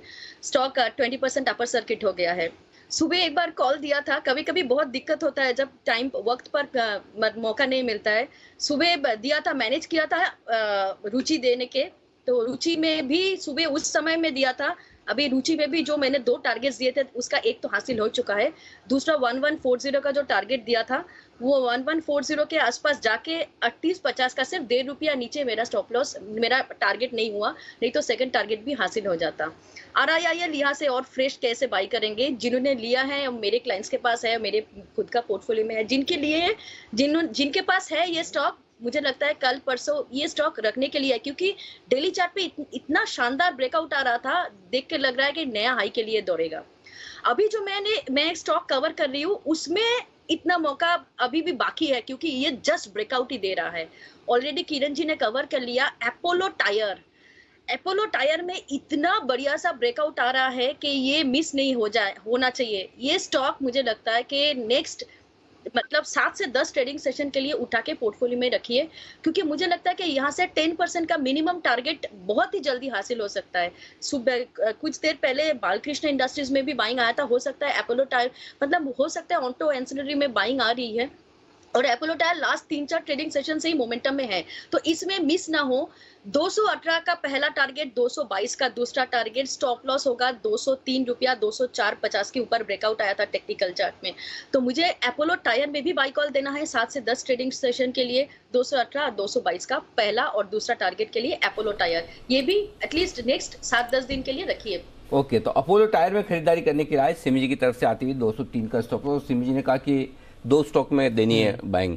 एक ठो तो था कौन सा, RIIL। सिमी जी, एक के पीछे ठू लगाने का क्या उसका क्या मतलब होता है? जो पीछे बंगाल में जो ठू लगाते हो, अभी दे नहीं सकती सर्किट में, कैसे दे? अरे नहीं, वो छोड़ो।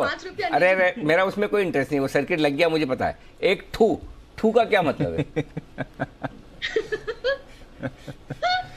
उसका कोई मतलब नहीं है, ऐसे मतलब मत समझिए। ये बंगाली हिंदी है ना, एक बंगाली हिंदी कह रही है, ऐसे ही हिंदी आ जाएगी अच्छा बीच में, तो उसका ठोक का कोई मतलब नहीं। ना रुको, ऐसे थोड़ी छोड़ देंगे। आपके पास कोई भी मतलब हाँ बोलिए। क्या मेरे पास क्या कुछ नहीं? ठोकिए मत, सामने आपका पास में आशु जी बैठा है, इसलिए मैं डर के बता रही थी, पर आशु जी है इसलिए मुझे मौका भी कम मिलेगा। हाँ। आशु जी तो बेरिश कॉल दे रहे हैं, सुबह से मार्केट इतना उठापटक किया, अभी थोड़ा सा रिकवर किया। अरे वो ठीक है, वो सब जाने लो, मार्केट तो चलता रहेगा, रोज खुलता है। क्योंकि एक मिनट को अपोलो टायर को भी छोड़ दो, एक मिनट। 2 लोग हैं कलकत्ता से, सिमी जी के साथ कुणाल जी भी है, और इधर हमारे कुशल भी बैठे हैं, वो भी कलकत्ता से। ये दोनों बताएंगे, सिमी जी नहीं बता रहे। ये कुणाल जी क्या है, ये ठो क्या है पीछे? कुणाल जी का वाइफ से पूछिए। अनिल जी जैसे सिमी जी कह रही है अनिल जी, देखिए सिमी जी जो कह रही है अनिल जी, हाँ बोलते जाइए, आप इंतजार मत कीजिए। जो भी सिमी जी कह रही है अनिल जी, उसको बिल्कुल सही माना जाए अनिल जी। नहीं ना, हम तो कहाँ गलत वचन कह रही है अनिल जी, तो हम कोई ऐसे थोड़ी कह रहे गलत, हम तो समझना चाहते हैं कि भाई इसका मतलब क्या होता है। सर मेरे को लगता है कि ये मिक्स है, जैसे बंगाली में हम बोलते हैं एक्टा, दूटो, तीनटे, चारटे, मतलब वैसे बोलते हैं हम लोग। अच्छा, तो आई थिंक वो हिंदी और बंगाली मिक्स हो गए यहाँ पे। ओके, अच्छा। तो अनिल जी सुनिए। जी कुणाल जी बोलिए। अनिल जी देखिए, बंगला से मीठी को अनिल जी कोई भाषा नहीं है। हाँ। इनफैक्ट अनिल जी आपको चाहिए आप भी ऐसे बोला करें कि एक ठो शेयर बताइए या एक ठो कॉल और कीजिए। तो इसीलिए तो मैं सीखने की कोशिश कर रहा हूँ। जब सीखूंगा तब तो पूछूंगा ना। अब आज मुझे पता नहीं ठो का मतलब क्या है, मैं ऐसे ही पूछ लूँ तो पता चला। तो अभी सिमी जी बोलते आपने ठो में ठोकने वाला काम कर दिया, तो सोच समझ के ठोके तो ठीक है। अब मैं समझ गया। अब अच्छा, एक के आगे ठो, 2 के आगे, हाँ मतलब 2 के पीछे दूठो हो जाएगा। अब समझ जाएंगे, चिंता न करें, बिल्कुल। अब आगे से ध्यान रहेगा। कुणाल जी तो खैर मान के चलो पूरा सरेंडर है, कोई चीज में सिमी जी की बुराई तो करना तो दूर है, सोच भी नहीं सकते। बिल्कुल जो सिमी जी कह रही है वो सही है एकदम। पहले ही सेंटेंस यहाँ से शुरू करते हैं। आइए चलते सुमित जी के पास, बिगुल उनके लिए सुमित का सुपरहिट।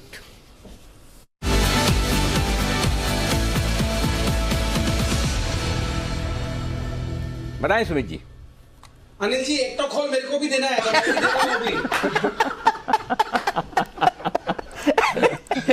सुमित जी कुछ तो राजस्थानी में भी होता होगा, मारवाड़ी में भी। आप भी नया इनोवेट करो। फिलहाल बताओ। अच्छा तो अनिल जी अभी मेरे पास जो स्टॉक है वो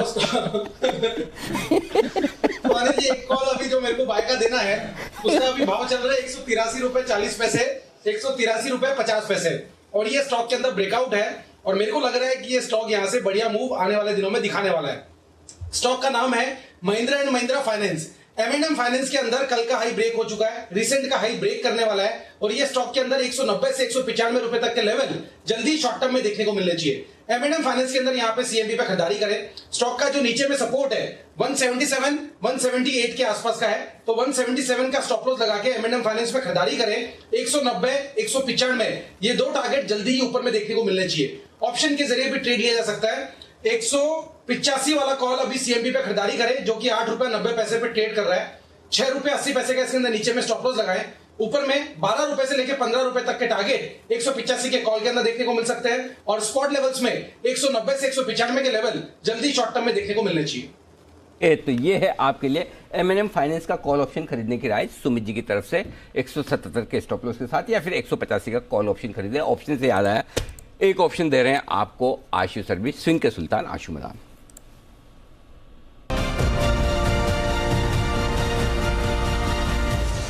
बताएं सर। अनिल जी हिंडाल्को की 500 की कॉल लेनी है मई मंथ की, जिसका भाव 19 से 20 रुपए चल रहा है, और इसका स्टॉप लॉस अनिल जी 12 रुपए होना चाहिए, और मुझे लगता है कि ये डबल भी हो सकती है। अनिल जी मैं भी अभी सेठी जी को सुन रहा था और हमारा भी ये व्यू है कि मेटल्स में काफी करेक्शन आ चुकी है। I don't like sell personally, जिसके लिए मैं बार बार बोलता हूं कि चलने के बाद उसको ही शॉर्ट सेलिंग देनी मतलब आइडेंटिफाई होता है। बट अदरवाइज अनिल जी मैं हिंडाल्को में मंदी में नहीं हूं, मतलब तेजी में हम हैं, और नाल्को भी अच्छा लगता है, मतलब दोनों हिंडाल्को नाल्को अच्छे लगते हैं। बट जो कॉल हम दे रहे हैं वो हिंडाल्को में है अनिल जी, 500 का स्ट्राइक लेना है। और अनिल जी अभी टाटा केम की कॉल दी, निफ्टी का बुल स्प्रेड दिया, वो बद से बदनाम बुरा सिमी जी कहती है कि मैं बेरिश कॉल दे रहा हूं, मैं तो बुलिश कॉल दे रहा हूं।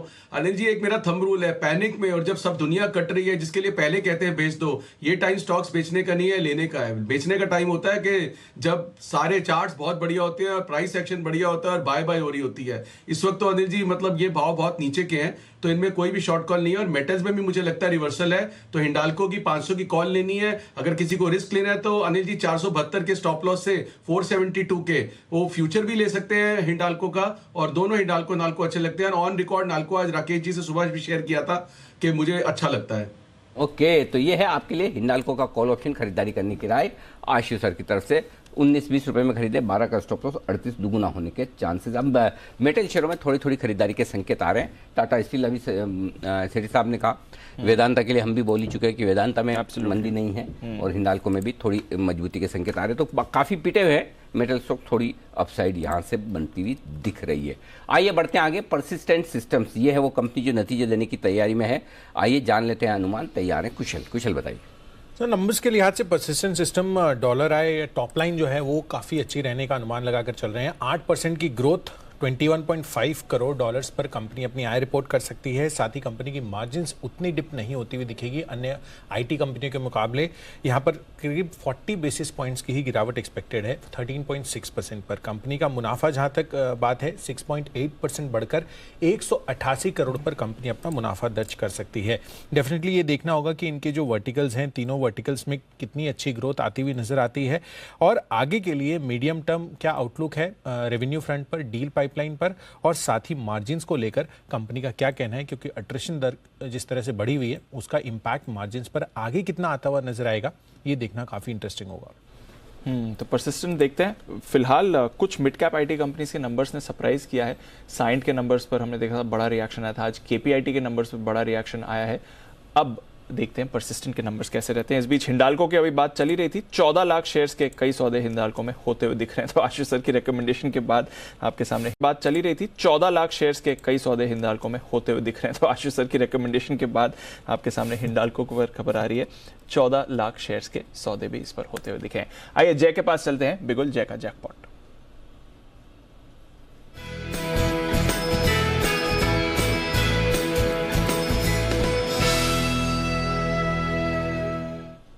बताया जाए। अदीप, लालपैथ लैब फ्यूचर्स खरीदने की मेरी सलाह है। इसका मई का फ्यूचर्स इनफैक्ट खरीदने के दीप, जो करीब अभी 2700 के आसपास ट्रेड कर रहा है दीपांशु, लालपैथ लैब, इसको खरीदना है। मुझे ऐसा लग रहा है कि इसमें एक रिस्क रिवॉर्ड अच्छा बन रहा है। 2600 के नीचे का एक स्टॉप लॉस लगाइए दीप, एंड टारगेट्स ऊपर में जो निकल कर आ रहा है, first target will B 2874, 2874, and दूसरा टारगेट जो है वो है 2960 का। सो 2874 एंड 2960, ये दो टारगेट्स के लिए आप खरीदे लालपैथ लैब का मे सीरीज का फ्यूचर्स। इनफैक्ट मुझे कैश सेगमेंट में अगर देखा जाए तो थायरोकेयर भी काफी पसंद है, बट देन कंपैरेटिवली मुझे लालपैथ लैब पसंद आ रहा है। जो हिसाब से ये स्टॉक में पिछले कुछ दिनों से कंसोलिडेट हो रहा है, इनफैक्ट ये रेंज अगर आप देखेंगे तो 2850 से लेकर नीचे की तरफ लगभग 2550 से 300 पॉइंट की रेंज बनी हुई है, और मुझे ऐसा लग रहा है कि इसमें से ब्रेकआउट ऊपर की तरफ आने चाहिए, बिकॉज काफी समय से कंसोलिडेट कर रहा है, बट इसके मोमेंटम काफी ओवरशूट हो चुके हैं, एंड अब रिवर्स भी हो रहा है। It's giving an early sign of a reversal. तो यहाँ पे ही लॉन्ग इनिशिएट करना बेटर रहेगा prior to the breakout, in anticipation of a breakout. Prior to the breakout in anticipation of breakout, इसलिए लग रहा है कि मूव के लिए तैयार हो रहे हैं, और इसलिए आपके पास खरीदारी की राय आ रही है। डॉक्टर लाल पाथ लैब्स, यहाँ पर आप खरीदारी करके चल सकते हैं। लॉरस लैब्स में एक अच्छी मूव आती हुई दिखी, इस पर रखिए नजर। हिंडाल्को की अभी बात चली रही थी, एक बढ़िया मूव उस पर आती हुई दिख रही है, पॉजिटिव टेरिटरी में आ गया है हिंडाल्को फ्यूचर्स। अगर आप देखें ओबरॉय रियल्टी में एक बढ़िया स्पाइक इस समय आते हुए दिख रहा है, ये एक और काउंटर है जहाँ पर मूव दिख रही है। किरण जी, ओबरॉय रियल्टी का चार्ट देखें, अच्छा एक्शन आ रहा है सर इसमें। ओबेरॉय रियल्टी में भी एक अच्छा बेस से 940 930 एक बहुत अच्छा बेस था, वहां से एक अच्छा पुल बैक देखने को मिल रहा है, अच्छे खासे वॉल्यूम्स के साथ चल रहा है।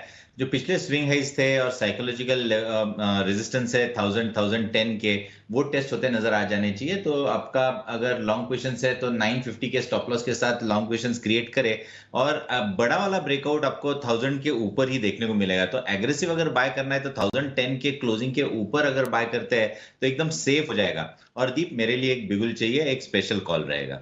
बिगुल कौन सा, किरण का कमाल या स्पेशल कॉल वाला? Special call Anil ji.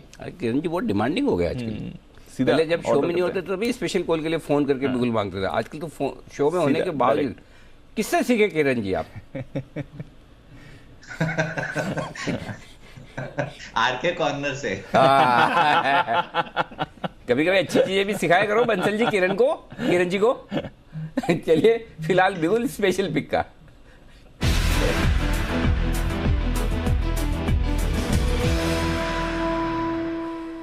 बताएं sir. Anil ji, M&M finance पे ध्यान देना चाहिए। M&M फाइनेंस अभी सुमित ने भी कवर किया, बहुत ही शानदार 10 दिनों के कंसोलिडेशन का ब्रेकआउट, और अगर लॉन्ग टर्म चार्ट देखते तो उसमें भी बहुत अच्छी मूव देखने को मिलेगी। एक बड़ा वाला ब्रेकआउट है, आपको 8 से 10 दिनों का वक्त देना पड़ेगा। 182 का मेरा स्टॉप लॉस रहेगा, मैं कैश लेवल्स की बात कर रहा हूं, और मेरे टारगेट्स रहेंगे 195, 199। तो ये बड़े टारगेट्स के लिए लॉन्ग पोजीशंस क्रिएट करने चाहिए M&M फाइनेंस में। लग रहा कुछ बड़ा ही ब्रेकआउट आता दिख रहा दीप M&M फाइनेंस में। अभी मुझे मोदी जी ने भी मैसेज करके बोला कि मेरी तरफ से भी एक स्पेशल कॉल इसे मान लीजिए, बहुत ही तगड़ा ब्रेकआउट आता दिख रहा है, कई महीनों के हाई पर पहुंचा है। ऐसा है क्या, कुछ मल्टी मंथ हाई निकला है सुमित जी? क्या कई महीनों के ऊपरी लेवल पे आ गया ये M&M फाइनेंस?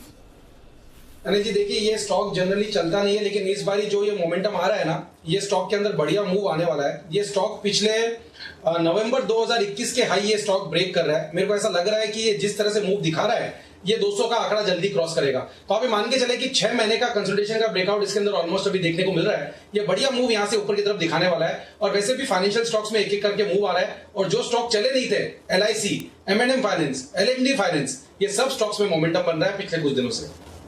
तो ये है स्टॉक्स जहां पर एक्शन है भरपूर एक्शन। चार्ट कॉर्नर की तरफ से भी कुणाल जी, राकेश जी।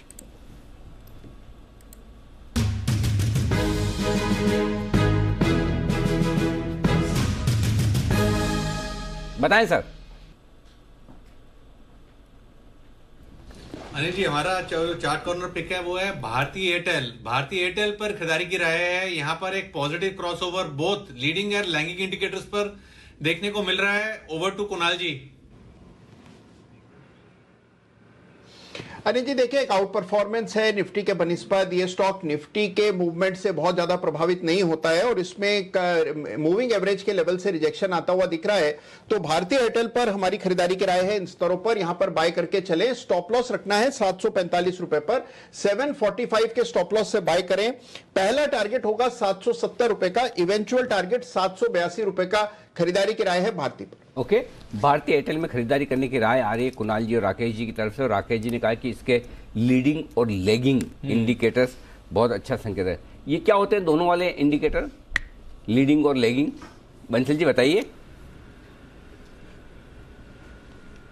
अनिल जी, लीडिंग इंडिकेटर तो वो होता है जो प्राइस के घूमने से पहले अनिल जी संकेत देता है, और लैगिंग इंडिकेटर वो होता है जो प्राइस के घूमने के बाद संकेत देता है। अनिल जी, तो दोनों में संकेत हैं पॉजिटिव वाले। नहीं समझ में आया। अनिल जी ये देखो, मुझे पता है बीच में कुणाल जी आ जाएंगे, और नहीं आएंगे तो बंसल जी बोल देंगे ओवर टू कुणाल जी। बंसल जी आप ही जवाब देंगे, कुणाल जी दें? नहीं अनिल जी, कुणाल जी बेहतर अच्छे से समझा पाएंगे। अनिल जी, उनकी जो एक्सप्लेनेशन स्किल्स है ना, हाँ। वो एक्स्ट्रा ऑर्डिनरी। अनिल जी अच्छा, ऐसा आपको लगता है? अच्छा कुणाल जी बताए सर। अनिल जी देखिए, साफ बात है। अनिल जी देखिए, मान लीजिए आपको काले बादल आसमान में नजर आए अनिल जी, तो वो है लीडिंग इंडिकेटर की बारिश होने वाली है। हाँ, और अगर सड़क पर पानी पड़ा हुआ नजर आए तो वो लैगिंग इंडिकेटर है कि बारिश हो चुकी है। वाह क्या बात है, गजब, तालियां कुणाल जी। बहुत बढ़िया, एकदम समझ में आ गया कुणाल जी। 100 बंसल जी, आज पहली बार आपका विश्लेषण एकदम 100% सही निकला। भारतीय एयरटेल का नहीं बोल रहा हूँ, कुणाल जी को। ओवर टू कुणाल जी। तो बिल्कुल, तो इसमें मतलब बंसल जी ये बता रहे हैं कि बादल भी छाए हुए हैं और बारिश भी होने वाली, लेकिन ये दोनों बारिश भी हो चुकी है, दोनों कैसे साथ हो सकती है? अब बंसल जी मेरा सवाल ये है कि लीडिंग और लेगिंग दोनों साथ में कैसे आ सकते हैं? फिर कुणाल जी बताओ, या तो बारिश हो चुकी है या बादल छाया, दोनों कैसे साथ में? अनिल जी देखिए, पहले काले बादल आए अनिल जी, उसके बाद बारिश का पानी भी दिख रहा है, तो दोनों एविडेंस है अनिल जी, प्रॉपर एविडेंस के साथ अनिल जी, सबूत और गवाही के बिना पर अनिल जी सजा दे रहे हैं। बारिश आ भी चुकी है, बादल भी है, फिर से बारिश होने वाली। ओहो हो गजब। एक ऐसे ऐसे चार्ट भी बनते पता नहीं था पहले। चलिए बहुत बढ़िया। अच्छा, जय भी कुछ राय देना चाहते हैं। जय, हाँ बताइए। जी अनिल जी, मेरा ये समझ है कि जो आपके इंडिकेटर्स होते हैं वो प्राइस एक्शन के ऊपर ही अनिल जी बनते हैं, एंड कुछ ऐसे एवरेजेस होती है जो शॉर्ट टर्म एवरेजेस होती है, उससे आपको जल्दी समझ में आ जाएगा, लीडिंग इंडिकेटर्स हो जाते हैं, और कुछ Anil ji long term averages या तो टाइम फ्रेम थोड़ी ज्यादा होती है एवरेज की, तो लैगिंग होती है। तो अनिल जी वो टाइम फ्रेम का फर्क है, बाकी सब तो अनिल जी इंडिकेटर होता है, टाइम फ्रेम का फर्क है। वापस वहीं पहुंच गए हम जहां बंसल जी ने शुरुआत की थी समझाने की। जो कुणाल जी ने समझाया वापस भूल गए। अब तक हम तो दो इंडिकेटर समझे थे, एक लेफ्ट होता है एक राइट होता है, ऊपर नीचे के इंडिकेटर। अच्छा, लगता है आशु सर सब समझ गए। जी आशु सर। नहीं अनिल जी, मैं तो कह रहा हूँ कि अच्छा है, थैंकफुली हम चार्ट्स फॉलो नहीं करते। अब ये देखिए, दोनों एक्सप्लेनेशंस भी कॉन्ट्रडिक्टरी हैं, और आपने कुणाल जी को बिल्कुल सही पकड़ लिया है कि जब बादल आएंगे तो बारिश की प्रिडिक्शन है, बादल भी आ गए, बारिश की तो प्रिडिक्शन क्या है कि बारिश अब नहीं आएगी या आएगी? अनिल जी बहुत कंफ्यूजिंग है ये। आज आपने बंसल जी को नहीं, आज आपने कुणाल जी को सही ट्रैप कर दिया, बिल्कुल सही ट्रैप किया है। चलिए बढ़िया है। देखो क्या है कि इतना मुश्किल काम है ये पता लगाना, तभी तो इतने एक्सपर्ट्स की हमें जरूरत है। इतना आसान होता तो मैं भी कर लेता चार्ट देख के। तो चार्ट देखना भी आसान काम है नहीं, ये मान के चले, बड़ा मुश्किल काम है। ओके चलिए बढ़ते आगे। तो भारतीय एयरटेल आजकल, आशु सर आपकी भारतीय एयरटेल में कोई राय नहीं आ रही आजकल? 750 पर अच्छा नहीं लगता? वैसे असल में लीडिंग इंडिकेटर तो आशु सर ही थे। हाँ, 400 450 से जो बोला था। देखिए कल भी कई किसी सोशल गैदरिंग पे बात हो रही थी कि टेलीकॉम स्टॉक्स में इन्वेस्ट नहीं करना चाहिए और एसेट सेक्टर यह चल रहा था। तो मैं तब भी कह रहा था अनिल जी कि करना है तो सिर्फ भारतीय एयरटेल में ही करना है। कंसोलिडेशन फेज लंबा है, बल्कि ऑनेस्टली अनिल जी आज ही हमने कॉल दी है 780 की कॉल अगले महीने की, 770 की कॉल अगले मई की लेने की, और साथ में 730 की पुट भी, क्योंकि ये वाइड मूव्स दे रहा है। और 730 की पुट सिर्फ इंश्योरेंस के लिए दी है। तो बहुत अनिल जी बड़ा ट्रेड नहीं है, इसलिए जब तक बड़ा ट्रेड नहीं हो तो मजा नहीं आता, क्योंकि कुछ रिटेल में जो क्लाइंट्स को छोटे छोटे ट्रेड करने होते हैं उनसे शेयर किया। बट भारतीय में बिल्कुल पॉजिटिव व्यू है अनिल जी। वोडाफोन वगैरह ये सब तो सारे रोज हर महीने 25 लाख सब्सक्राइबर जा रहे हैं। और जियो के भी प्रॉब्लम शुरू हो गई है। जियो में भी जो जितना बिग बैंग से शुरू हुआ था, आज अब कितने लोगों से बात करो उनको भी नेटवर्क इश्यूज आ रहे हैं और वो चाम नहीं रहा है। तो अनिल जी भारती तो उस सेंस में मतलब product wise is back in flavour. तो भारती तो बहुत ही अच्छा लगता है अनिल जी। मतलब ये बिल्कुल, अगर आप हार्डकोर प्रोडक्ट की बात करें, और सेम स्पिरिट में अनिल जी मैंने लास्ट वीक आपसे शेयर किया था, मुझे तो IRCTC नहीं लगता अनिल जी कि क्या हुआ था, क्या कहानी हुई थी। मुझे लगता है कि मतलब जैसे जो आने वाले टाइम में होता है ना कि जिसमें पूरा देश इलॉजिकली फंस गया है, वो स्टॉक अब मुझे नेक्स्ट लगता है अनिल जी IRCTC। कुछ भी चेंज नहीं हुआ अनिल जी। हुआ क्या था IRCTC में जो कहां से कहां पहुंचा दिया और क्या हुआ, मुझे बिल्कुल समझ नहीं आ रहा वो स्टॉक। तो ये कुछ और काउंटर्स हैं जहां पर और ट्रैपिंग आप देख सकते हैं। बट नजर रखते हैं IRCTC, ये आशु सर के रेडार पर। भारतीय एयरटेल बड़े मूव के बाद अब थोड़े और एक्शन में दिख रहा है। इस बीच KPR मिल्स के नतीजे आते हुए दिख रहे हैं। मुनाफा 186 करोड़ से बढ़कर 219 करोड़ का आते हुए दिखा है। तो मुनाफे में अच्छी बढ़त दिखी है। टेक्सटाइल थीम हमारे लगातार रेडार पर रही। KPR मिल्स भी हमारे फोकस में रहा है और नतीजों के दम पर इस पर भी फोकस आपको आते हुए दिख रहा है। तो अच्छी मूव नतीजों के बाद KPR मिल्स पर आ रही है। 186 करोड़ से मुनाफा बढ़कर 219 करोड़ का आपको आते हुए दिख रहा है। आय यहाँ पर भी बड़ा इजाफा है। लगभग 1100 करोड़ से बढ़कर आय 1406 करोड़ की आती हुई दिखी। तो आय मुनाफा दोनों के लिहाज से बढ़िया रिएक्शन है और स्टॉक भी इस समय रिएक्ट करते हुए दिख रहा है। सुमित जी जरा एक बार देखें, KPR मिल्स नतीजों के बाद 2.5% का स्पाइक आते हुए दिख रहा है। On the face of it अच्छे नतीजे दिख रहे हैं इसके। दीपांशु चार्ट्स भी स्टॉक के अच्छे दिख रहे हैं। स्टॉक के अंदर मेरे को लग रहा है पोजीशंस होल्ड करें। स्टॉक यहां से ऊपर का मूव दिखाना चाहिए। 690 रुपए और 700 रुपए ये लेवल्स इमीडिएटली शॉर्ट टर्म में देखने को मिल सकते हैं। स्टॉक का जो नीचे में चार्ट्स के ऊपर सपोर्ट बन रहा है वो 657 658 के आसपास का बन रहा है। 690 से 700 के टारगेट्स के लिए पोजीशंस KPR मिल में होल्ड कर सकते हैं। 3.5% का स्पाइक हो गया अब तो नतीजों पर। टेक्सटाइल थीम बहुत शानदार, बहुत ही बढ़िया, बार बार लगातार सेठी साहब की रिकमेंडेशन लिस्ट में भी रही है, बहुत ही गजब का स्टॉक है ये। आइए एक्सपायरी का ऑप्शन लेते हैं सुमित जी के साथ ही।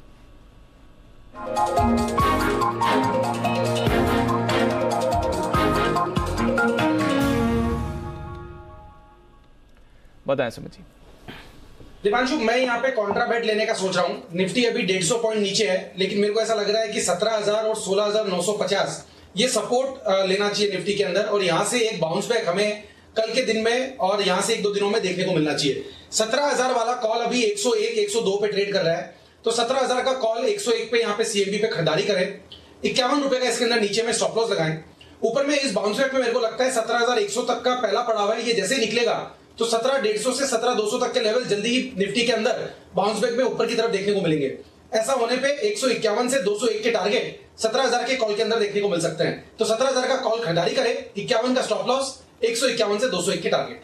तो आ गए सुमित जी के लिफाफा लेवल 151 में खरीदे, 17,000 काफी देर से इंतजार कर रहे थे कैसे 151 पे आए, इस कॉल ऑप्शन का भाव तो रिकमेंडेशन दे, तो 101 पे आए, तो 101 में लीजिए 17,000 का कॉल ऑप्शन, कल की एक्सपायरी वाला in the money call option, 51 का स्टॉप लॉस, 151 201 के टारगेट के लिए। ये है स्टॉक जबरदस्त एक्शन में। अच्छा, एक्शन में जो स्टॉक आ रहे हैं, सुमित जी बड़ी दुखी भी हो रही थी कि वो स्टॉक में तो रह गया, RIL, जेकॉब भी काफी एक्शन में आया, दोनों 20%। तो सुमित जी आपका एक और फेवरेट स्टॉक है जो अभी भी है तो एक्शन में, लेकिन उतना नहीं शायद जितना आप तो नजर डाल सकते हैं, इन दोनों के साथ मिलता जुलता, BF यूटिलिटीज। बिल्कुल, तो जरा सुमित जी BF यूटिलिटी के भी चार्ट देखिए, 7-8% की मजबूती यहाँ पर भी दिख रही है, इसके चार्ट पर दीजिए अपनी राय। अनिल जी, BF यूटिलिटी का भी चार्ट अच्छा है, पर ये इसमें प्रॉब्लम कुछ दूसरा है, ये सर्किट लगाने वाला नहीं है। सर्किट लगाने के लिए थोड़ा सा मोमेंटम का जरूरत होता है, और BF यूटिलिटी में कोई उतना मोमेंटम नहीं है जो सर्किट लगा सकता है। सबसे बढ़िया स्टॉक इसमें इस पीयर ग्रुप में RIL है। जेकॉब भी फॉलो कर लिया, 20% सर्किट उसमें भी आ गया है। अब अनिल जी, मुझे यहाँ पे मतलब अभी BF यूटिलिटी में मैं कोई फ्रेश बाय कॉल नहीं दे रही हूँ। मैंने पहले दिया था, वो चल रहा है, वो चलने दीजिए। अभी मुझे एक फ्रेश बाय कॉल BTST में देना है, वो मुझे दे दीजिए, क्योंकि ये नीचे से घूम रहा है, इसमें भी बहुत जबरदस्त तेजी देखने को मिलेगी, ये मैं मिस नहीं करना चाहती हूँ। कहाँ घूम रहा है? अच्छा, घूम रहा है, अच्छा यू टर्न एकदम लोअर लेवल से घूम रहा है, ये टेक्निकल। अच्छा, तो बिल्कुल जल्दी से सिमी जी के लिए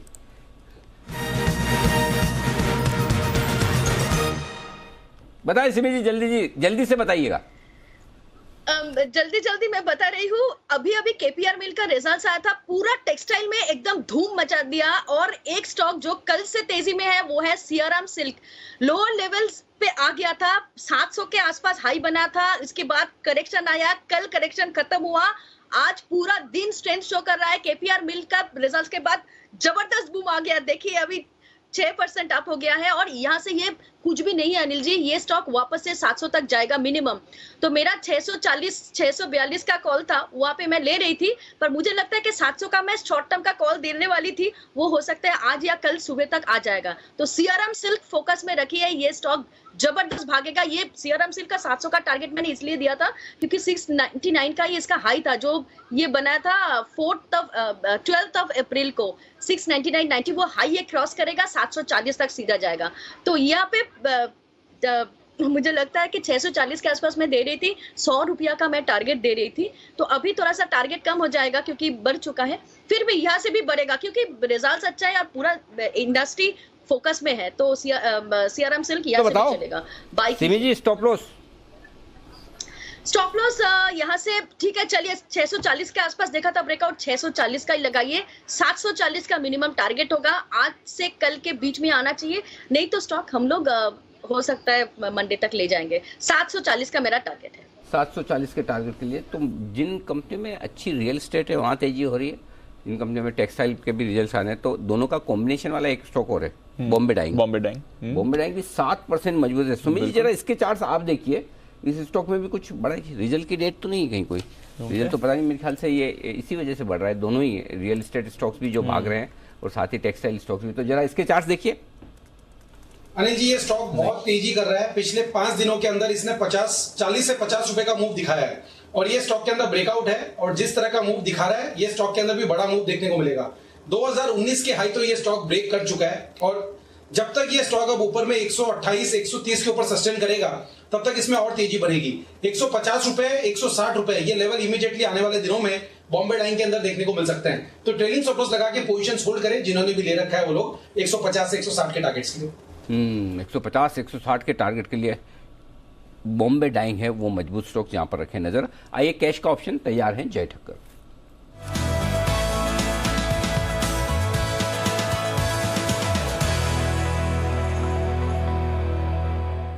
बताएं जय।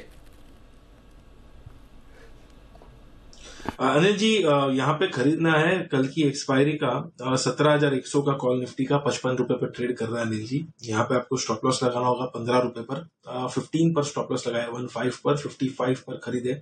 मॉर्निंग में अनिल जी अगर वोलेटिलिटी रही तो 5 to 10 मिनट होल्ड कर सकते हैं अगर नीचे आए तो भी। And if it is trading below stop loss and hopefully अगर गैप अप देखने मिला तो फिर अच्छा ही रिजल्ट देखने मिलेगा इसमें। 95 125 ये दो टारगेट्स रहेंगे इस पे। 55 पे खरीदे 17,100 का कॉल 15 का स्टॉप लॉस। 95 125 के टारगेट्स के लिए रेंज बाउंड है एनर्जी मार्केट्स। एंड मॉर्निंग में एनर्जी हमने बैंक निफ्टी का पुट ऑप्शन जो दिया था 35,800 का एनर्जी 113 पर 113 पर 235 325 के टारगेट्स के लिए उसका फर्स्ट टारगेट एनर्जी आ चुका था 275 तक गया वो।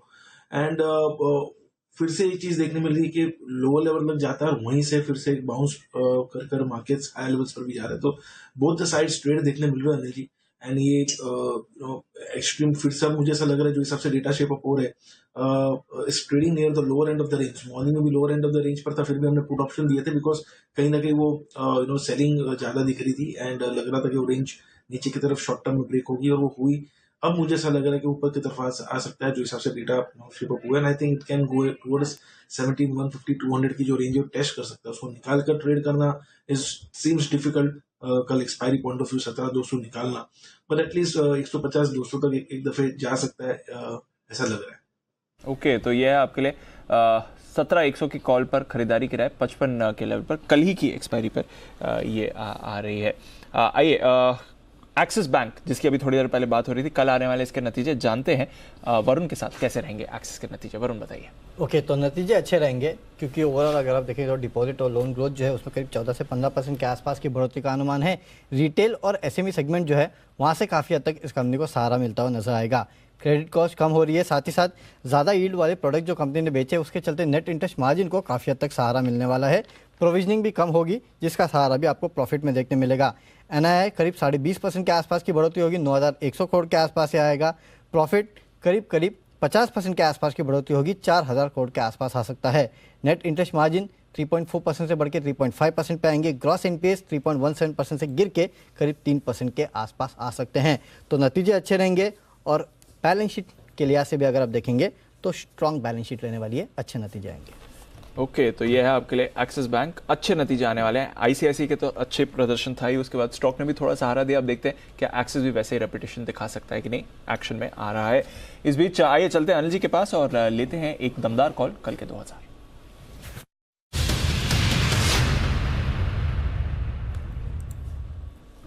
बताए सर। बस ये वरुण से उत्साहित होकर हमने कॉल दिया है एक्सिस बैंक का फ्यूचर खरीदने का। कल नतीजे आने वाले, नतीजों के पहले एक खरीदारी का मौका बन सकता है एक्सिस बैंक में क्योंकि रिजल्ट्स अच्छे रहने की हम उम्मीद कर रहे हैं उस लिहाज से। लेकिन एक स्ट्रिक्ट स्टॉप लॉस लगाना है आपको 10 रुपये नीचे 755 रुपये के आसपास जो लेवल में दे रहा हूँ इस महीने के फ्यूचर्स के दे रहा हूँ दीप। और टारगेट जो आप रखेंगे 780 790 और ज़्यादा हुआ तो 810 तक के। अगर बाजार का मूड माहौल ठीक रहा और नंबर्स अच्छे आते तो स्टॉक को आप ट्रेल करते चले स्टॉप लॉस के तौर पर क्योंकि नतीजों का वक्त है। दूसरा तरीका ये है कि आप रिस्क कम लेना चाहते हैं तो 760 रुपये वाला कॉल ऑप्शन खरीद लें, ये भी कर सकते हैं लेकिन ये अगले महीने का लेना होगा ये कॉल ऑप्शन क्योंकि रिजल्ट कल है ना तो हो सकता है वैसे तो कल दिन में ही आ जाए रिजल्ट लेकिन आमतौर पर दिन में ही आते हैं नतीजे मेरे ख्याल से एक्सिस बैंक के। लेकिन फिर भी कॉल ऑप्शन 760 वाला 35-36 रुपये के आसपास आपको मिलेगा।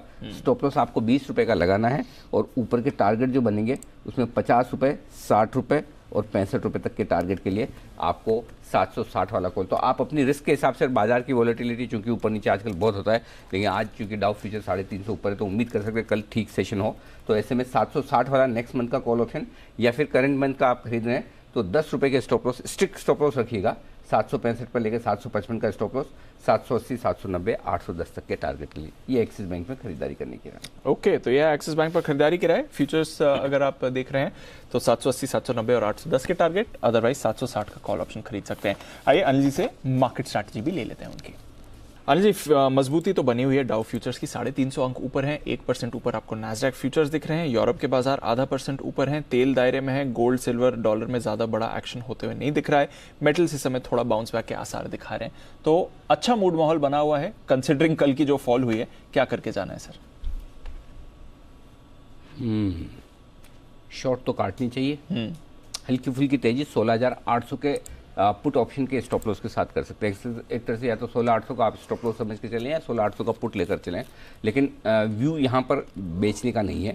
17,000 के ऊपर क्लोजिंग हो रही है, 16,950 को आपने क्लोजिंग बेसिस पे होल्ड किया है, तो कोई दिक्कत वाली बात अभी तक फ्रेश नहीं है। जितनी है उतनी पहले वाली तो है जो है ही है, लेकिन नई दिक्कत नहीं है। ठीक है, पहली चीज। दूसरी चीज, बैंक निफ्टी नीचे तो बंद हो रहा है, लेकिन 36,000 को होल्ड कर रहा है क्लोजिंग बेसिस पे, तो ये भी उतना बुरा नहीं है। सो इस लिहाज से एक दिन और आप देख सकते हैं क्लोजिंग बेसिस पे बाजार हल्के हैं पुट कॉल रेशियो के लिहाज से, तो मुझे ये समझता है कि हल्की फुल्की शॉर्ट काटी जा सकती है। और अगर आप लॉन्ग करना चाहते हैं तो ऑप्शंस जरूर साथ में लेकर जाएं, ताकि अनएक्सपेक्टेड अगर किसी दिन कोई गिरावट हो जाए, क्योंकि आजकल क्या है, डाउ का पता नहीं चलता जी, तो दिखता कुछ है, होता कुछ है, करता कुछ है दिन भर में। तो इसलिए बेहतर है कि अगर आप लॉन्ग पोजीशन लेकर जा रहे हैं तो दो काम करें, 35,500 का पुट ले लें, कल की एक्सपायरी का ही लें तो बहुत महंगा नहीं आएगा। 16,800 का पुट ले लें कल की एक्सपायरी का, अगर आपकी लॉन्ग पोजीशन लेके जाना है। लेकिन यहाँ पर शॉर्ट काट के लॉन्ग करना बनता है अगर आपकी रिस्क लेने की ताकत है। थोड़ी क्वांटिटी करें हेजिंग के साथ, छोटा पोजीशन करें, लॉन्ग कर सकते हैं। ट्रेडिंग रेंज के लोअर एंड पे हिम्मत करनी पड़ती है, तो कल ट्रेडिंग रेंज के ऊपरी एंड पर बेचने की हिम्मत नहीं होती है ना, तो वहाँ पर तो वो तो आपको कॉन्ट्रा कॉल लेंगे तो ही पैसा बन पाएगा, नहीं तो गैप इतना होता है कि फिर आप कमा नहीं सकते। बिल्कुल वैसा है। ठीक है, आइए सुमित जी के लिए एक बिगुल, सुमित के सुपर हिट।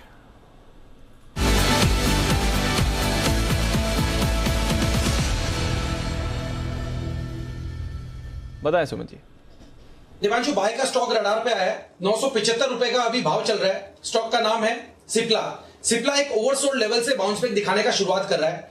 सिप्ला में लास्ट 2 दिनों से लोअर लेवल से एक अच्छा रिकवरी है और एक अच्छी गिरावट के बाद ये बाउंस बैक आ रहा है, तो सिप्ला में यहां से ऊपर का मूव देखने को मिलना चाहिए। 955 रुपए का नीचे में स्टॉप लॉस लगाएं।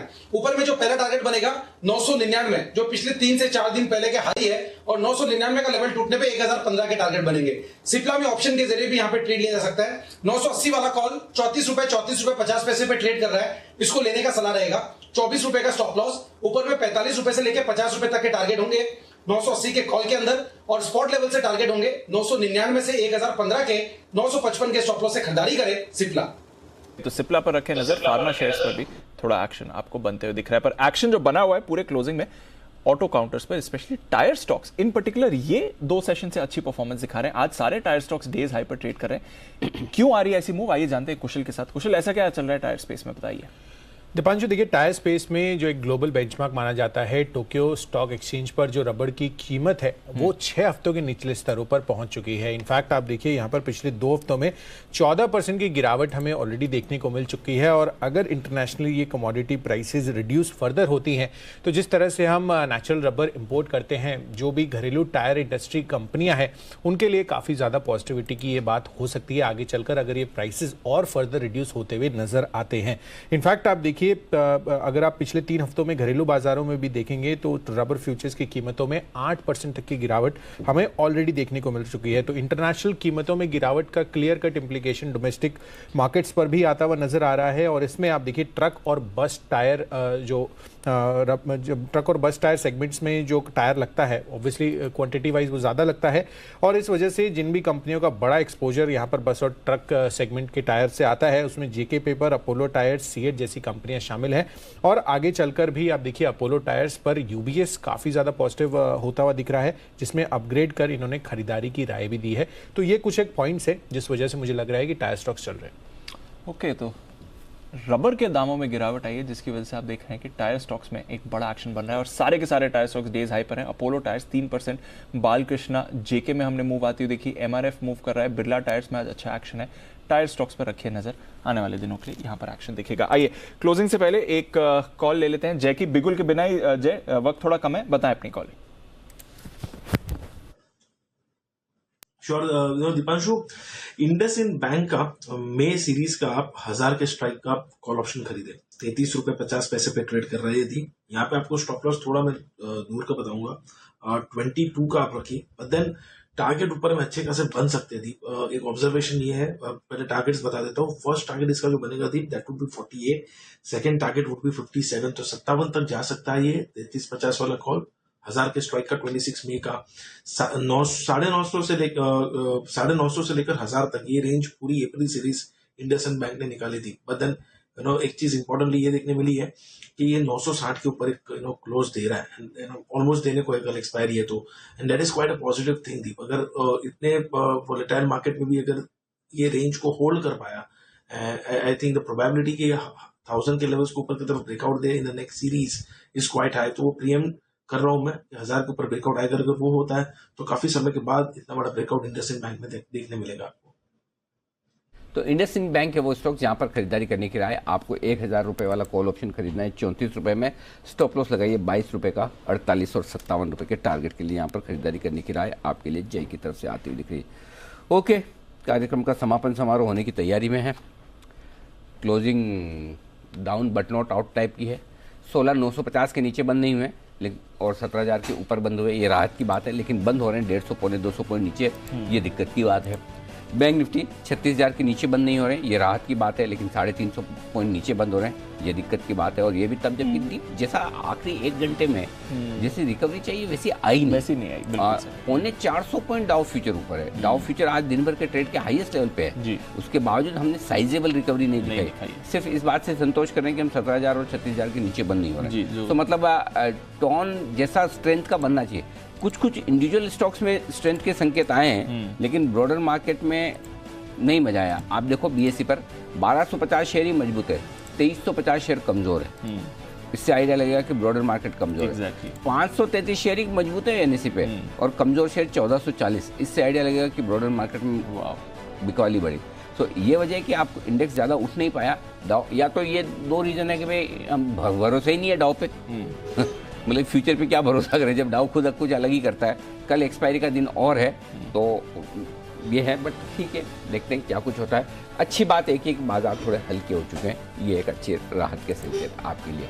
फाइनल क्लोजिंग की तरफ हम बढ़ रहे हैं। थोड़ी देर में आप 10 सेकंड बाद घंटी की मधुर आवाज़ सुनेंगे बंद होने के वक्त। इतनी देर दिन भर नीचे रहे तो मधुर आवाज़ है कि चलो हो गया, 3:30 बजे मधुर आवाज़ है, ये मान सकते हैं। तो प्रोविजनल क्लोजिंग देख सकते हैं कि ये मान सकते हैं, तो प्रोविजनल क्लोजिंग देख सकते हैं कि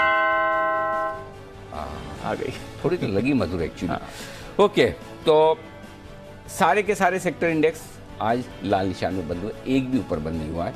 और 17,038 प्रोविजनल क्लोजिंग, 36,050 प्रोविजनल क्लोजिंग, 1% का नुकसान, 529 पॉइंट नीचे बीएसई पर क्लोजिंग। बढ़ते आगे और आज शाम के आयोजन के बारे में आपको बता दें।